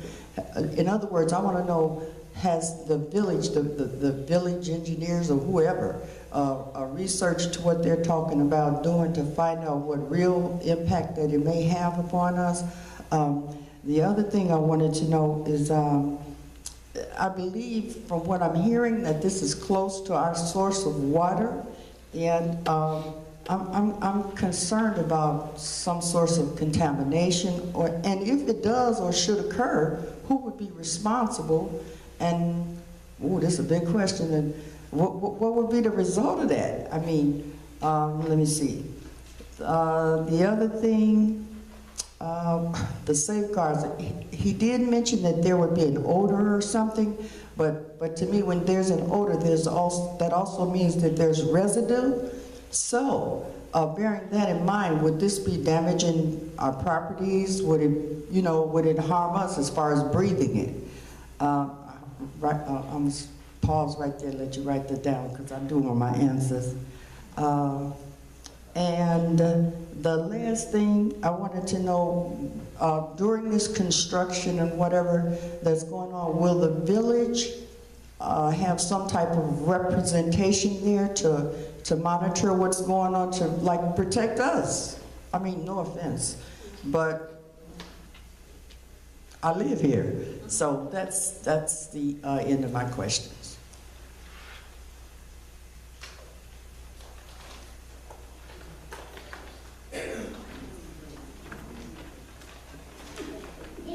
I'm a senior.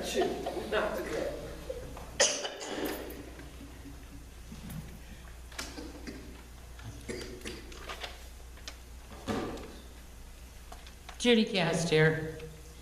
I would like to know what legal group Mike Marovich is connected with.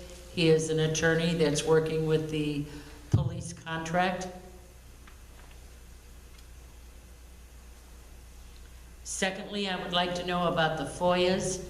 Again, I had 3 FOIAs. All 3 of them were asking for a 5-day extension, only to get a letter saying, the documents you have requested do not exist. So why did it take 5 extra days to say that? And then we can't get a copy of the FOIA done at the front desk anymore. We have to do our own. Yet you've got 2 pieces of paper here, plus the envelope, plus the postage, to tell me that there is no paperwork, which to me is a lie. It is impossible for you to hire somebody and put them in place, and you don't have an application, you don't have a resume, you can't tell us anything about this person. I'm sorry, that paperwork does exist unless it's been shredded. The third thing I want to talk about is to you, Derek, and to Grant. I have a big issue with the fact that... Excuse me, Ms. Cass. I'm sorry? Excuse me, let me try to, because I've seen this happen more once. I'm gonna try to address that right now. Okay. I'm gonna try to address the fact that when you call me Derek, I am the mayor. You can say Mr. Burgess or whatever, but when you call me Derek, to me it feels like it's a disrespect. So I'm asking that you at least call me Mr. Burgess. Mr. Burgess, I or the mayor, apologize. either one. I apologize. Because we're not on that, obviously we're not on that type of, I appreciate Okay, that. Thank Mr. you. Burgess Okay, and thank Mr. you. Grant, I have an issue with the fact that our interim financial director said that we have a $2 million deficit, and I'd like to know, in the 2 years that you've been sitting there with all the degrees and by you and your committee, prior to the interim financial director bringing it up to us. We've asked in FOIAs about various different things. We can't get answers, and yet this man is in here for a short period of time and comes up with some very disturbing news. And I don't understand how we can have people committed to a committee and what have you, and a mayor, and yet we're not aware that we're that deep in debt. And I think the residents deserve answers to that.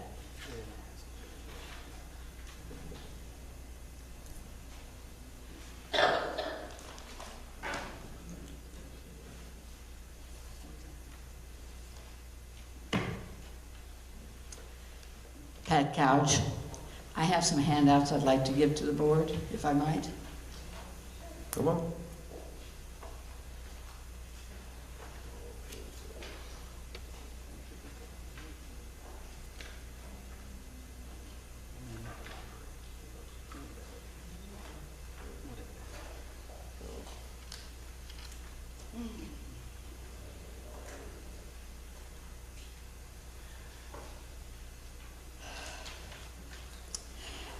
I'm presenting these documents because I'm a little upset, and maybe when you see what they are, you will be upset. Are you ready, Marvin? Did I short one?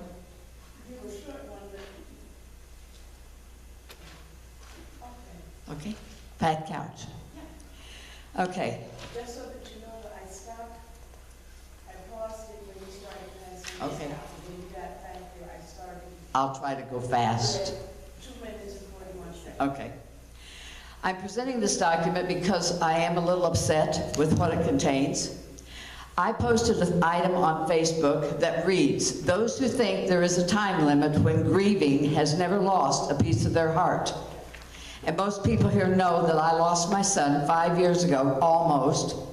And at that time, there was an item put on Facebook regarding my son by, I won't mention the name, but a family member of someone sitting here, that said, "Mommy, Mommy, it's hot down here. Can you save me?" Now, on Sunday, Palm Sunday, I got into my email and I found an item that is from an Erica LaShawn that says, and I quote, "You disrespectful, racist, fat, sloppy pig, your fat ass, sloppy ass, got the nerve to post someone, you fat, sloppy beast, I got you." That's number one. And that was on Palm Sunday. I get another one that says, from Erica LaShawn, "Carissa Stone, your bitch ass mother," and I will not say those words, "Daddy looks like a stuffed piece of shit." To me, from Erica LaShawn, "Pat Couch, don't you got better shit to do, like contact the devil so you can speak to your son?" Also, there is a picture of a posting that was presented back some time ago from Joseph Wizawati, where he posted a picture of my home on Facebook, and he said, and I quote, "Really? Fat Crotch's house." I've been called worse by better. Another post was made by a friend of his, and look how nice the property is. When Joe took this picture, you could see right into the front window. Someone's living room lamp is on. And then Mr. Wizawati posted, "Bet he was trying to get a picture through her window of her nasty panties." And we have no control over social media, which we have a social media policy. And I hope someday, someplace, somebody takes that to heart.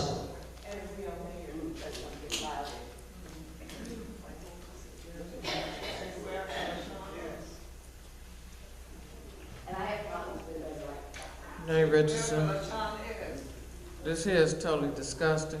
I guess everybody see that. Whatever, this here, whoever wrote it, this totally disgusting. Whoever did it should be very ashamed of themselves. Whoever wrote this should be very ashamed of themselves. Whoever wrote it. But I'm here to speak to Mr. Grant and the board.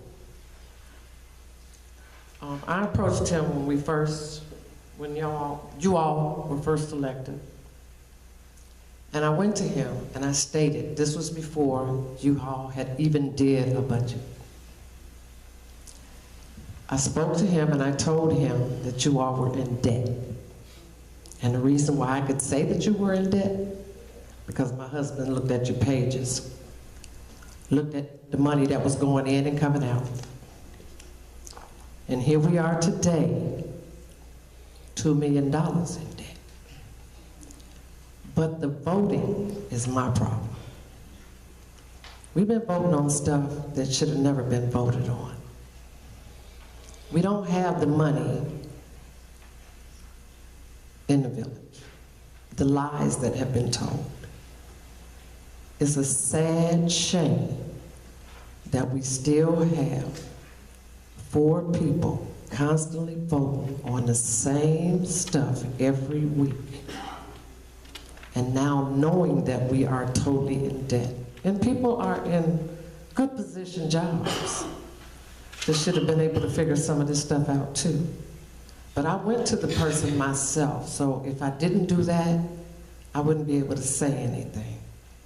But I could say it because my husband was a hell of a financial man, and I can say that 100%.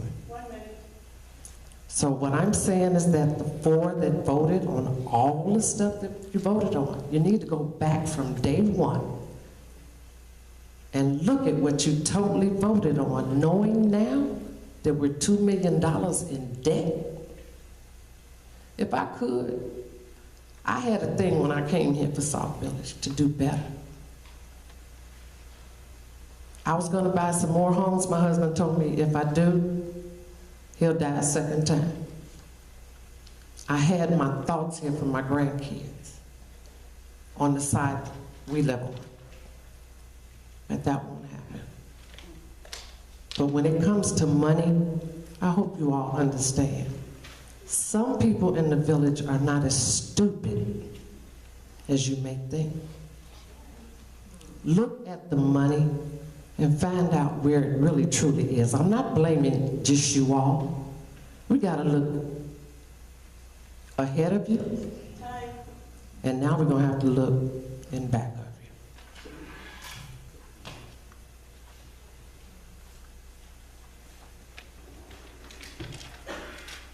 Good evening.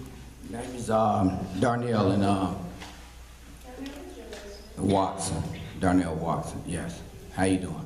How you doing, Mr. Mayor? Okay. Mine is real brief. It's just about support. There's only 2 houses on the corner of Cornell right off of 394. And I'm in that second house. It's the only one that's occupied at the time, right next to the car lot. And I've been there for 6 years and I've been asking for support with the fact that IDOC owned the property next to me where the trees are, and they fallen on my gate, knocked it down. I've came here numerous times, everybody giving me numbers to IDOC. I built my pool in the backyard, and the guy who was digging my dirt, he dumped it on that property because it's dirt, so he threw it over there. I had somebody in the village complain to me about doing it. So for them to complain to me about dumping dirt on IDOC's property, why ain't they trying to support me and say something to IDOC with that tree that's keep falling on my property? I'm getting no support at all, and I've been back and forth for years. The second quick thing is I was asking if anybody could try and reach out to IDOC as well as trying to put a barricade wall right there. Because of all the trucks that rolls through there to that light on 394, all you hear is the air braking. Due to the fact that now they're building the big wash over there, I can imagine how much more noise is gonna come through there. So basically that's all I'm asking for, is just the support, that somebody reach out to them to try and do something about the trees that are already fallen. As you can ride past right now, they land all on the side, you'll see them. You know, and about the fact of trying to get some type of barricade. Anywhere else on the expressway you see, when they have houses that close to the expressway, they got walls. And there's only 2 houses right there, but there's nothing right there for us. And that's it.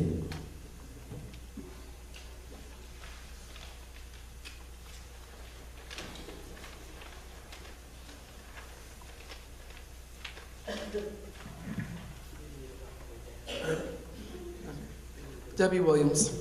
I'm sure that you're all aware by now that the contracts approved by trustees Zupan, Carter, Tates, and Grant last Friday overwhelmingly exceed the requirement that severance pay provided not exceed an amount greater than 20 weeks of compensation, according to the Illinois State Statute 5 ILCS 415-10, Section 10.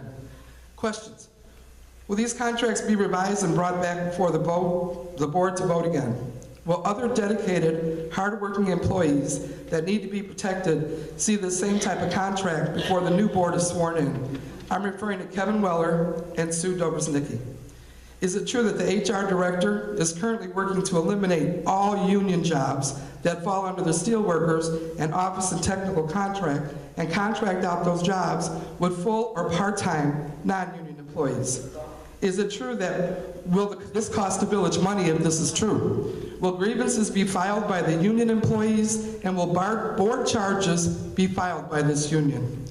Is it true that we already are faced with this exact situation because the village replaced union administrative jobs with full and part-time non-union employees? Is it true that these same union employees agreed to no raises in recent negotiations due to the financial situation of the village? Is it true that in the past 2 years, more grievances have been filed by these union employees than in the last 20 years in total? Is it true that in an attempt to save attorney fees in negotiation, Dr. Strouder is paid $85 per hour for 10 hours for every week since July of 2018, but an attorney is still present in these negotiations? Is it true that the trustees sitting on the dais with you are most likely not aware of what I'm referring to, just like they were not aware that they violated an Illinois state statute when they awarded those contracts last week? Where's the open and transparent government? Where is the integrity? When will your board, much less the residents and the staff, know that your goal all along is to fire all of the dedicated, hardworking employees that have survived several administrations and to replace all union employees with outside contractors? Just curious how many union employees currently living and voting in Sauk Village believe that this is a path to progress. I know you don't talk about personnel in the open by name, but many of my questions are general in nature, so I would like a response. We have a right to know. If you need my notes, I'd be glad to turn them over. And as far as Enbridge, I was just wondering, the working hours, will they be before 5 o'clock? Your work will shut down for the residents in the area? And will those ball fields ever come to life again? I raised 2 kids in Sauk Village, and I spent a lot of time in those ball fields. And boy, I miss those days. And I know there's a lot of parents that are here right now that wish they had those days. Thank you for the time.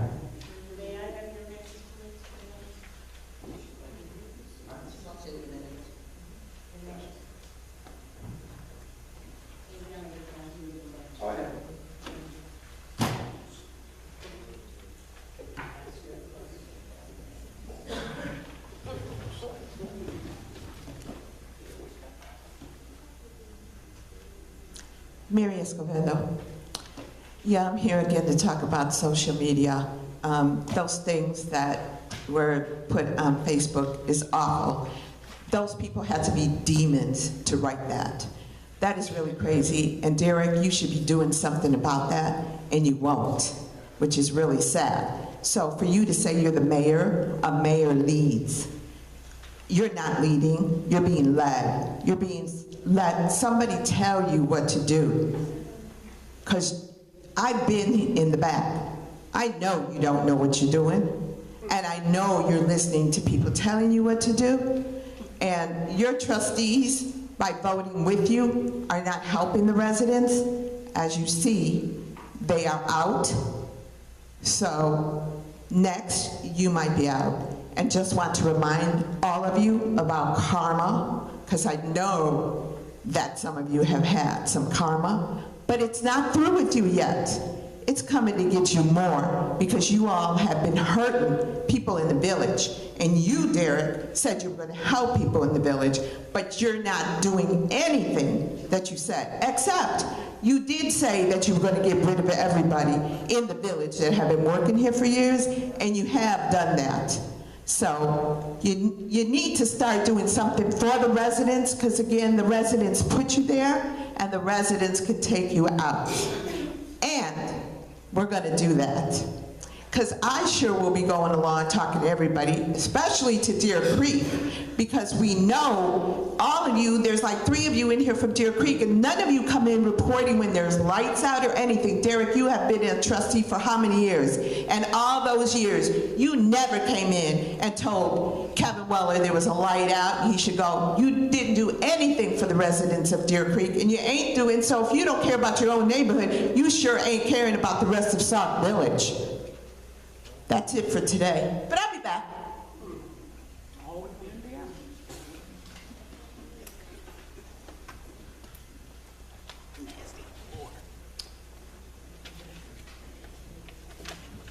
Okay,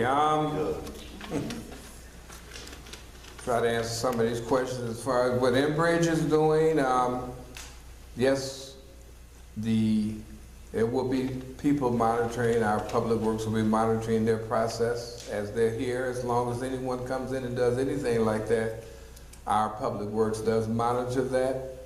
As was spoken about the smell of gas, that could be when they open the pipe up. Is there anything harmful? EPA is not going to let that happen. I'm sure they're going to be involved in it too.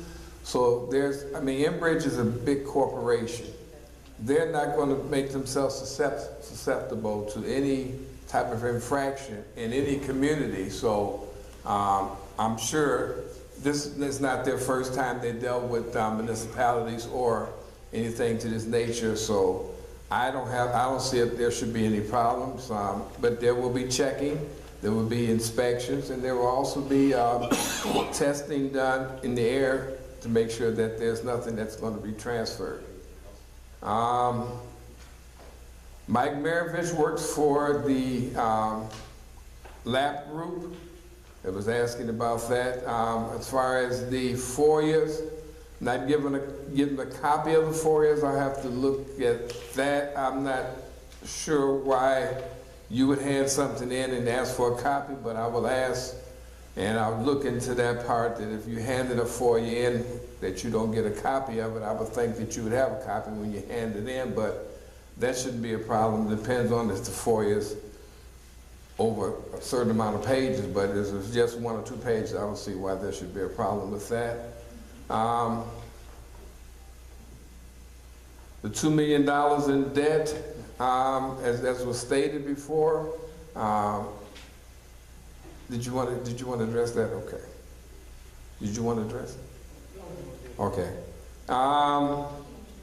The wall on 394, and first of all, the tree that's right there on Cornell Avenue, I'm not sure what you're saying, we're talking about, but I'm going to take a ride over there tomorrow. I don't know where exactly IDOT takes over, where the village does it, but I do understand where you're talking about.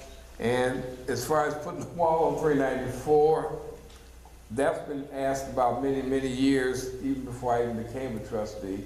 And I was told then, and I'm talking about over 10 years ago, that the wall, IDOT doesn't put a wall up unless they do major construction down the highway.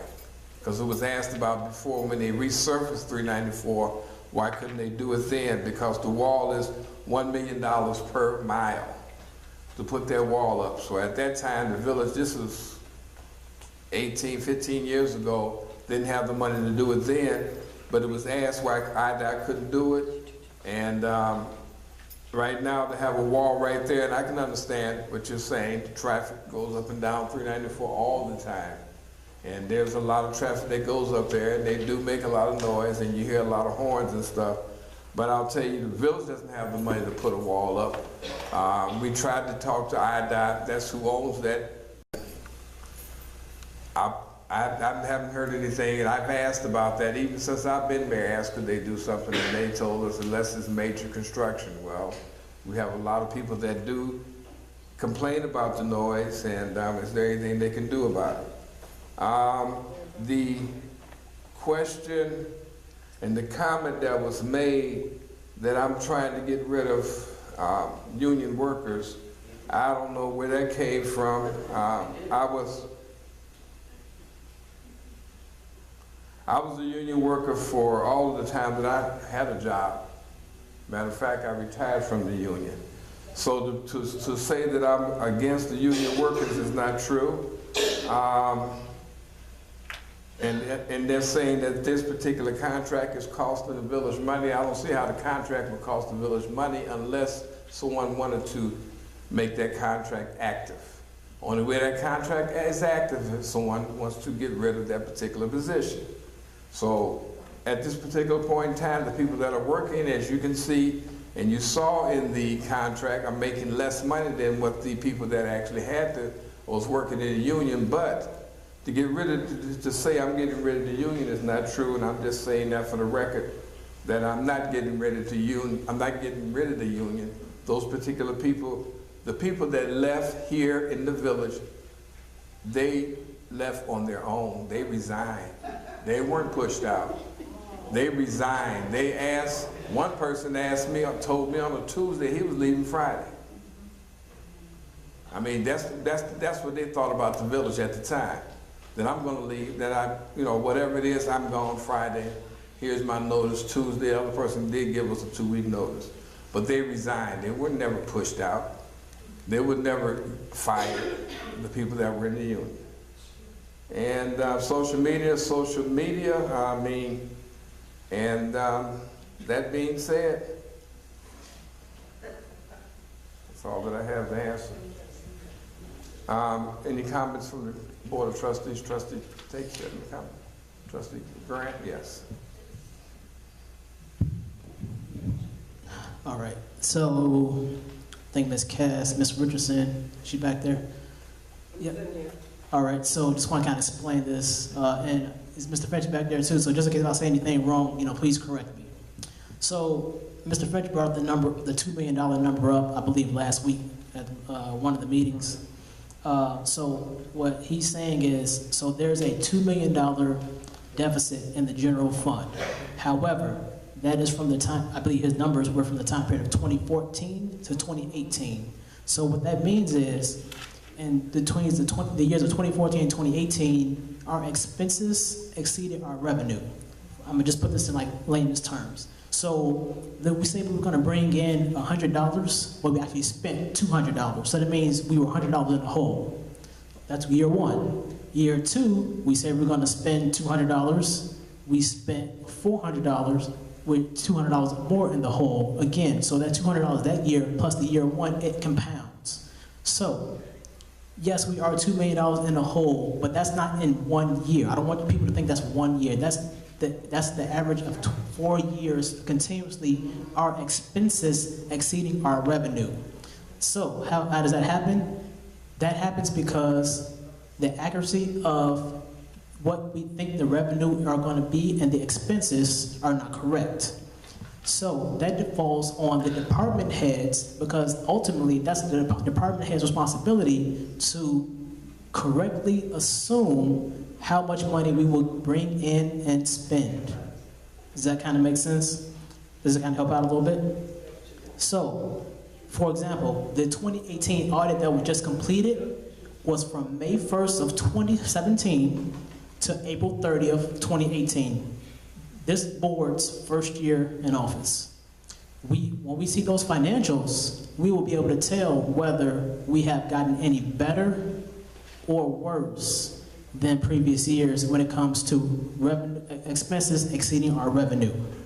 But we do know in past years, 2014 through 2018, or through 2017, that our expenses exceeded our revenue, therefore we are in a deficit. So therefore that we said that we wanted to have a surplus in this year's budget, but that didn't happen because our expenses exceeded our revenue. So I don't want people to think that, $2 million in the hole as of right now. Yes, that's as of right now, but that's as compounded over the course of numerous fiscal years for the village, not just 1 year. Does that kind of answer your question? Yeah, I got what you said, but y'all gonna be in the hole again because if you go downtown, y'all gonna find out people ain't paying their taxes. Well, I mean, no, that's a valid point. So therefore, year over year, now, if I remember this correctly based on what I remember reading, our property taxes that we collect is one of the main sources of revenue for the village. Therefore, I believe it was flat to last year, but however, we're not seeing a huge increase because people aren't paying their property taxes as they were the previous years. So let's just say year one, that we collected $2 million. I'm just throwing this out there. Year one, $2 million. Let's say year two, we might have collected $1.9 million. Year three, 1.8. So we have seen somewhat of a decrease in property taxes being collected from the village because residents aren't paying. So as property taxes are the main source of revenue for the village, that hurts us because we expect to receive a certain amount of money, but yet if residents don't pay, we can't control that. So therefore, sure, go ahead. What you say makes sense. Use the mic. My problem is that you've been there 2 years. Okay. And it took 2 years to find all this out. No. I wouldn't say it take 2 years to find this out. So this audit that was just done was from May 1st of 2017 to April 30th of 2018, our first year in office. You know we're behind. So we're actually, right now, we should be ending our second fiscal year, and we haven't even started that audit yet. So we always knew we were behind, and I believe these are things that the previous two finance directors were uncovering for us and saying, but this information has always been available via the audit that is available to the public. We didn't get anything on the audit, the previous audit. We just heard about an audit today. Okay, so this audit is from our year one in office. So as you've been waiting, we've been waiting too. Because we want to see, have we been doing a better job? Which is the reason why I asked the question earlier to, I think Sue was her name, with the deficiencies, are we doing better than previous years? So we've been waiting on this too, because I want to see, have we been doing better when it comes to projecting our revenues and our expenses? This is our this will be going on our third year. So now, so when we get done with the 2019 audit, I want to see, okay, what have we been doing? How are we getting better, or are we getting worse? We should be getting better because we have put numerous procedures and policies in place that should correct some of these issues. Do you mind if I take all these questions? I don't mind. Go ahead. Brenda, I've been hard on you because you've got an education that can't be beat. And with all the times that you sit there and you say you met with Mr. Mohan, or you met with Mr. Finch, and you come out here and you don't have any information for us. We have provided FOIAs, we have begged to know exactly where we are. Where is our money? We've got a trustee that can't get answers on finances. That's not right. And I blame you because of your knowledge, your education. You've got what it takes, and you're not using it. So, not to me, you're not using it. Okay, so let me just answer that. So, information via FOIA, I can't control that. If you put a FOIA in, you put a FOIA in. So what I'm presenting to you are, we should have a budget, where we stand versus the budget versus the actuals. That's what we should be presenting to every 3 months, in my opinion, to the residents of where we stand. So therefore, that we don't get into a situation where we're 6 months into the new year, and then, for example, the police department, we're saying, oh, the police department, the salaries look pretty high. I think we're going to exceed our budget. So yes, we should be having those discussions. I agree. However, working with the staff that we have, there's been a lot of turnover, and there's been a lot of things that have not been completed via, as far as bank reconciliation, so that we know exactly where we stand. So I don't want to sit up here and tell you, yes, we're this number in the hole, and that's not really true. Like, I don't want to give you false information, but if you ask me, I'll tell you, okay, this is where we stand. Last week, the finance director gave all of the trustees this document here. It is pretty much what this document says is from 2014 through 2018, it gives us what the auditors said that we projected, what we brought in revenue expenses, and what the previous finance director said that we would expect to receive revenue and expect to spend. There's a big variance between these numbers, between what the auditor said and between what the previous finance director said. Which means that, to me, it tells me that somebody wasn't accurately forecasting the numbers. Okay? So, it's not that I don't have the information to give you. I don't want to present to you wrong information unless I know it's correct. I think, like Mr. Finch says all the time, he doesn't want to give you anything he doesn't know about, which I feel the same way. I don't want to tell you something that's not true. That's just, I really don't. You can use it against me, and I don't want that to happen. Any other questions about finances? You're welcome. Sherry, do you have anything? Well, I have something. Wait, I want to know why would you vote on or approve these financial decisions that you all are making without the proper data? Wait, so every week, so we have an accounts payable.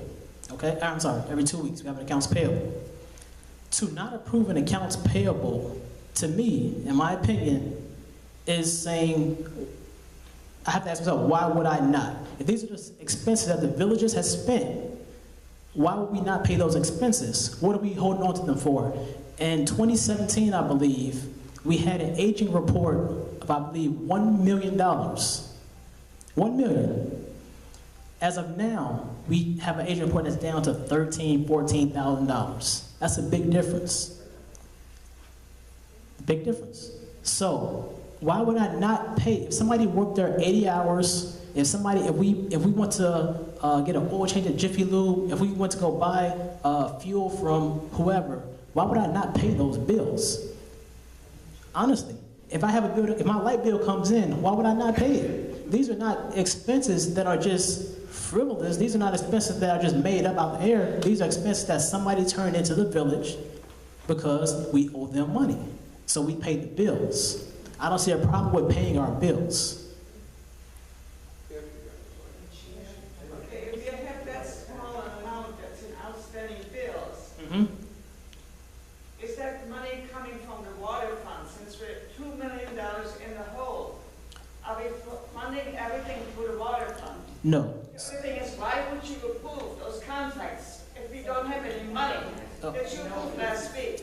Okay, so in regards to the water fund, so on accounts payable, every 2 weeks, we have expenses related to the water department, whether it's water, whether it's sewer.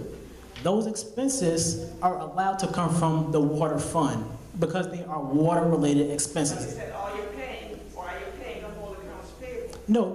Every week, we approve the accounts payable in whole. So if the accounts payable is for $300,000, we pay $300,000 in accounts payable. So it's nothing wrong with using money for the water fund to pay water-related expenses. Excuse me, but the portion of this agenda is supposed to be comments and questions from the trustees. We understand. And you did respond to a question, as you said that you would. Now let's move on. Okay, well, that's it. I hope I cleared some things up. If you have any questions, please see me afterwards. I don't mind answering any questions. Thank you. Appreciate that. Trustee Zupan. Just want to remind everybody, Chat with the Chief is this Thursday right here at 6 p.m. Thank you. Trustee Brewer. Let me give you some insight on what I think has been happening with finances since I've been here. I got elected to office of May of 2017. Now, the first budget that we addressed, the budget actually stated, whoever drafted, and I do believe it was you, Mayor, said it was unrealistic. That tells you right then that there was a problem. That's the first thing that came out of that budget. The second thing is that the audits haven't been on the website that long. You don't have any audits up there. They might have them up there now. I haven't looked, but they weren't up there. And all this time, since I've been here, I've been asking, who transferred the money? Somebody's been transferring that money. It wasn't trustees. Somebody's been moving that money around without telling us. We as trustees are supposed to watch the money. When somebody's money's moving in and out of here, we're supposed to know about it. Money has been moved in and out of here, we don't know where it's gone. And that's the truth. From May of 2017, from August of 2018, we have been asking for financial data. Can't get it. Since Mohan left, we haven't get it. Only somebody gave us some information was Finch when he came in. I'm sorry, Mr. Finch, to be realistic. And he told you last week, we don't understand what happened before he got here. The interim director just said that. So why are they trying to whitewash it? You guys got to know that this stuff is not right.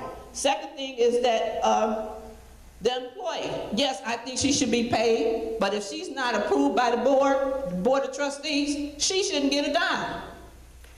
The person who I'm talking about, and every week I brought it up, she was never approved by the board. That's illegal. So they sit here whitewashing you, they're not telling you what time it is. There's no reason why we should be $2.2 million in the hole. We don't know where that money is. We got a balance of a little over $324,000 now. When we first looked at it, we had like $2.6 million. What happened to all that money? We understand we got to pay their employees and also bills. But I'm asking for a detailed ledger, and I have asking for it since I don't know whether Mr. Finch is working on it. We need to know the details on how did we get down to $324,000, or a little over there and stuff. My question is, we paying all this money for water, we not getting any goods and services for it. You still can't use the water. Infrastructure is still broke. You still need fire hydrants. So we need to go back and re-look at what's going on and get a true pictures of what's going on. It's not until Mr. Finch comes that we finally find out that some of our money is gone. Some of that money's been transferred to where? We don't know. Trustees don't know. No trustee up here could tell you where that money went. If we know, they need to tell us, at least tell me. And that's the end of my report. Trustee Todd?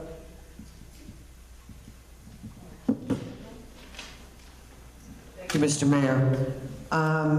I have a couple of comments. One of them is when we do the committee on the whole, we get presented with stuff and we have no chance to go over it except when we're sitting here.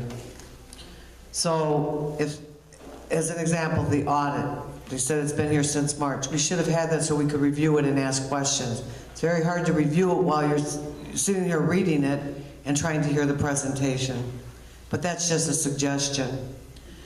The second comment I have, I was reviewing one of the contracts for the HR, and throughout the contract it says $85, but in the severance it says $105. Why is there a difference in the amount? Because through the thing it says 85, but I guess the severance it says 105. Why is there a difference? And that's my comment. Trustee Carter. Thank you. Just so you don't, everybody doesn't understand, today was unusual. I did allow questions from the trustees to go back and forth with the audience, but that's not going to happen.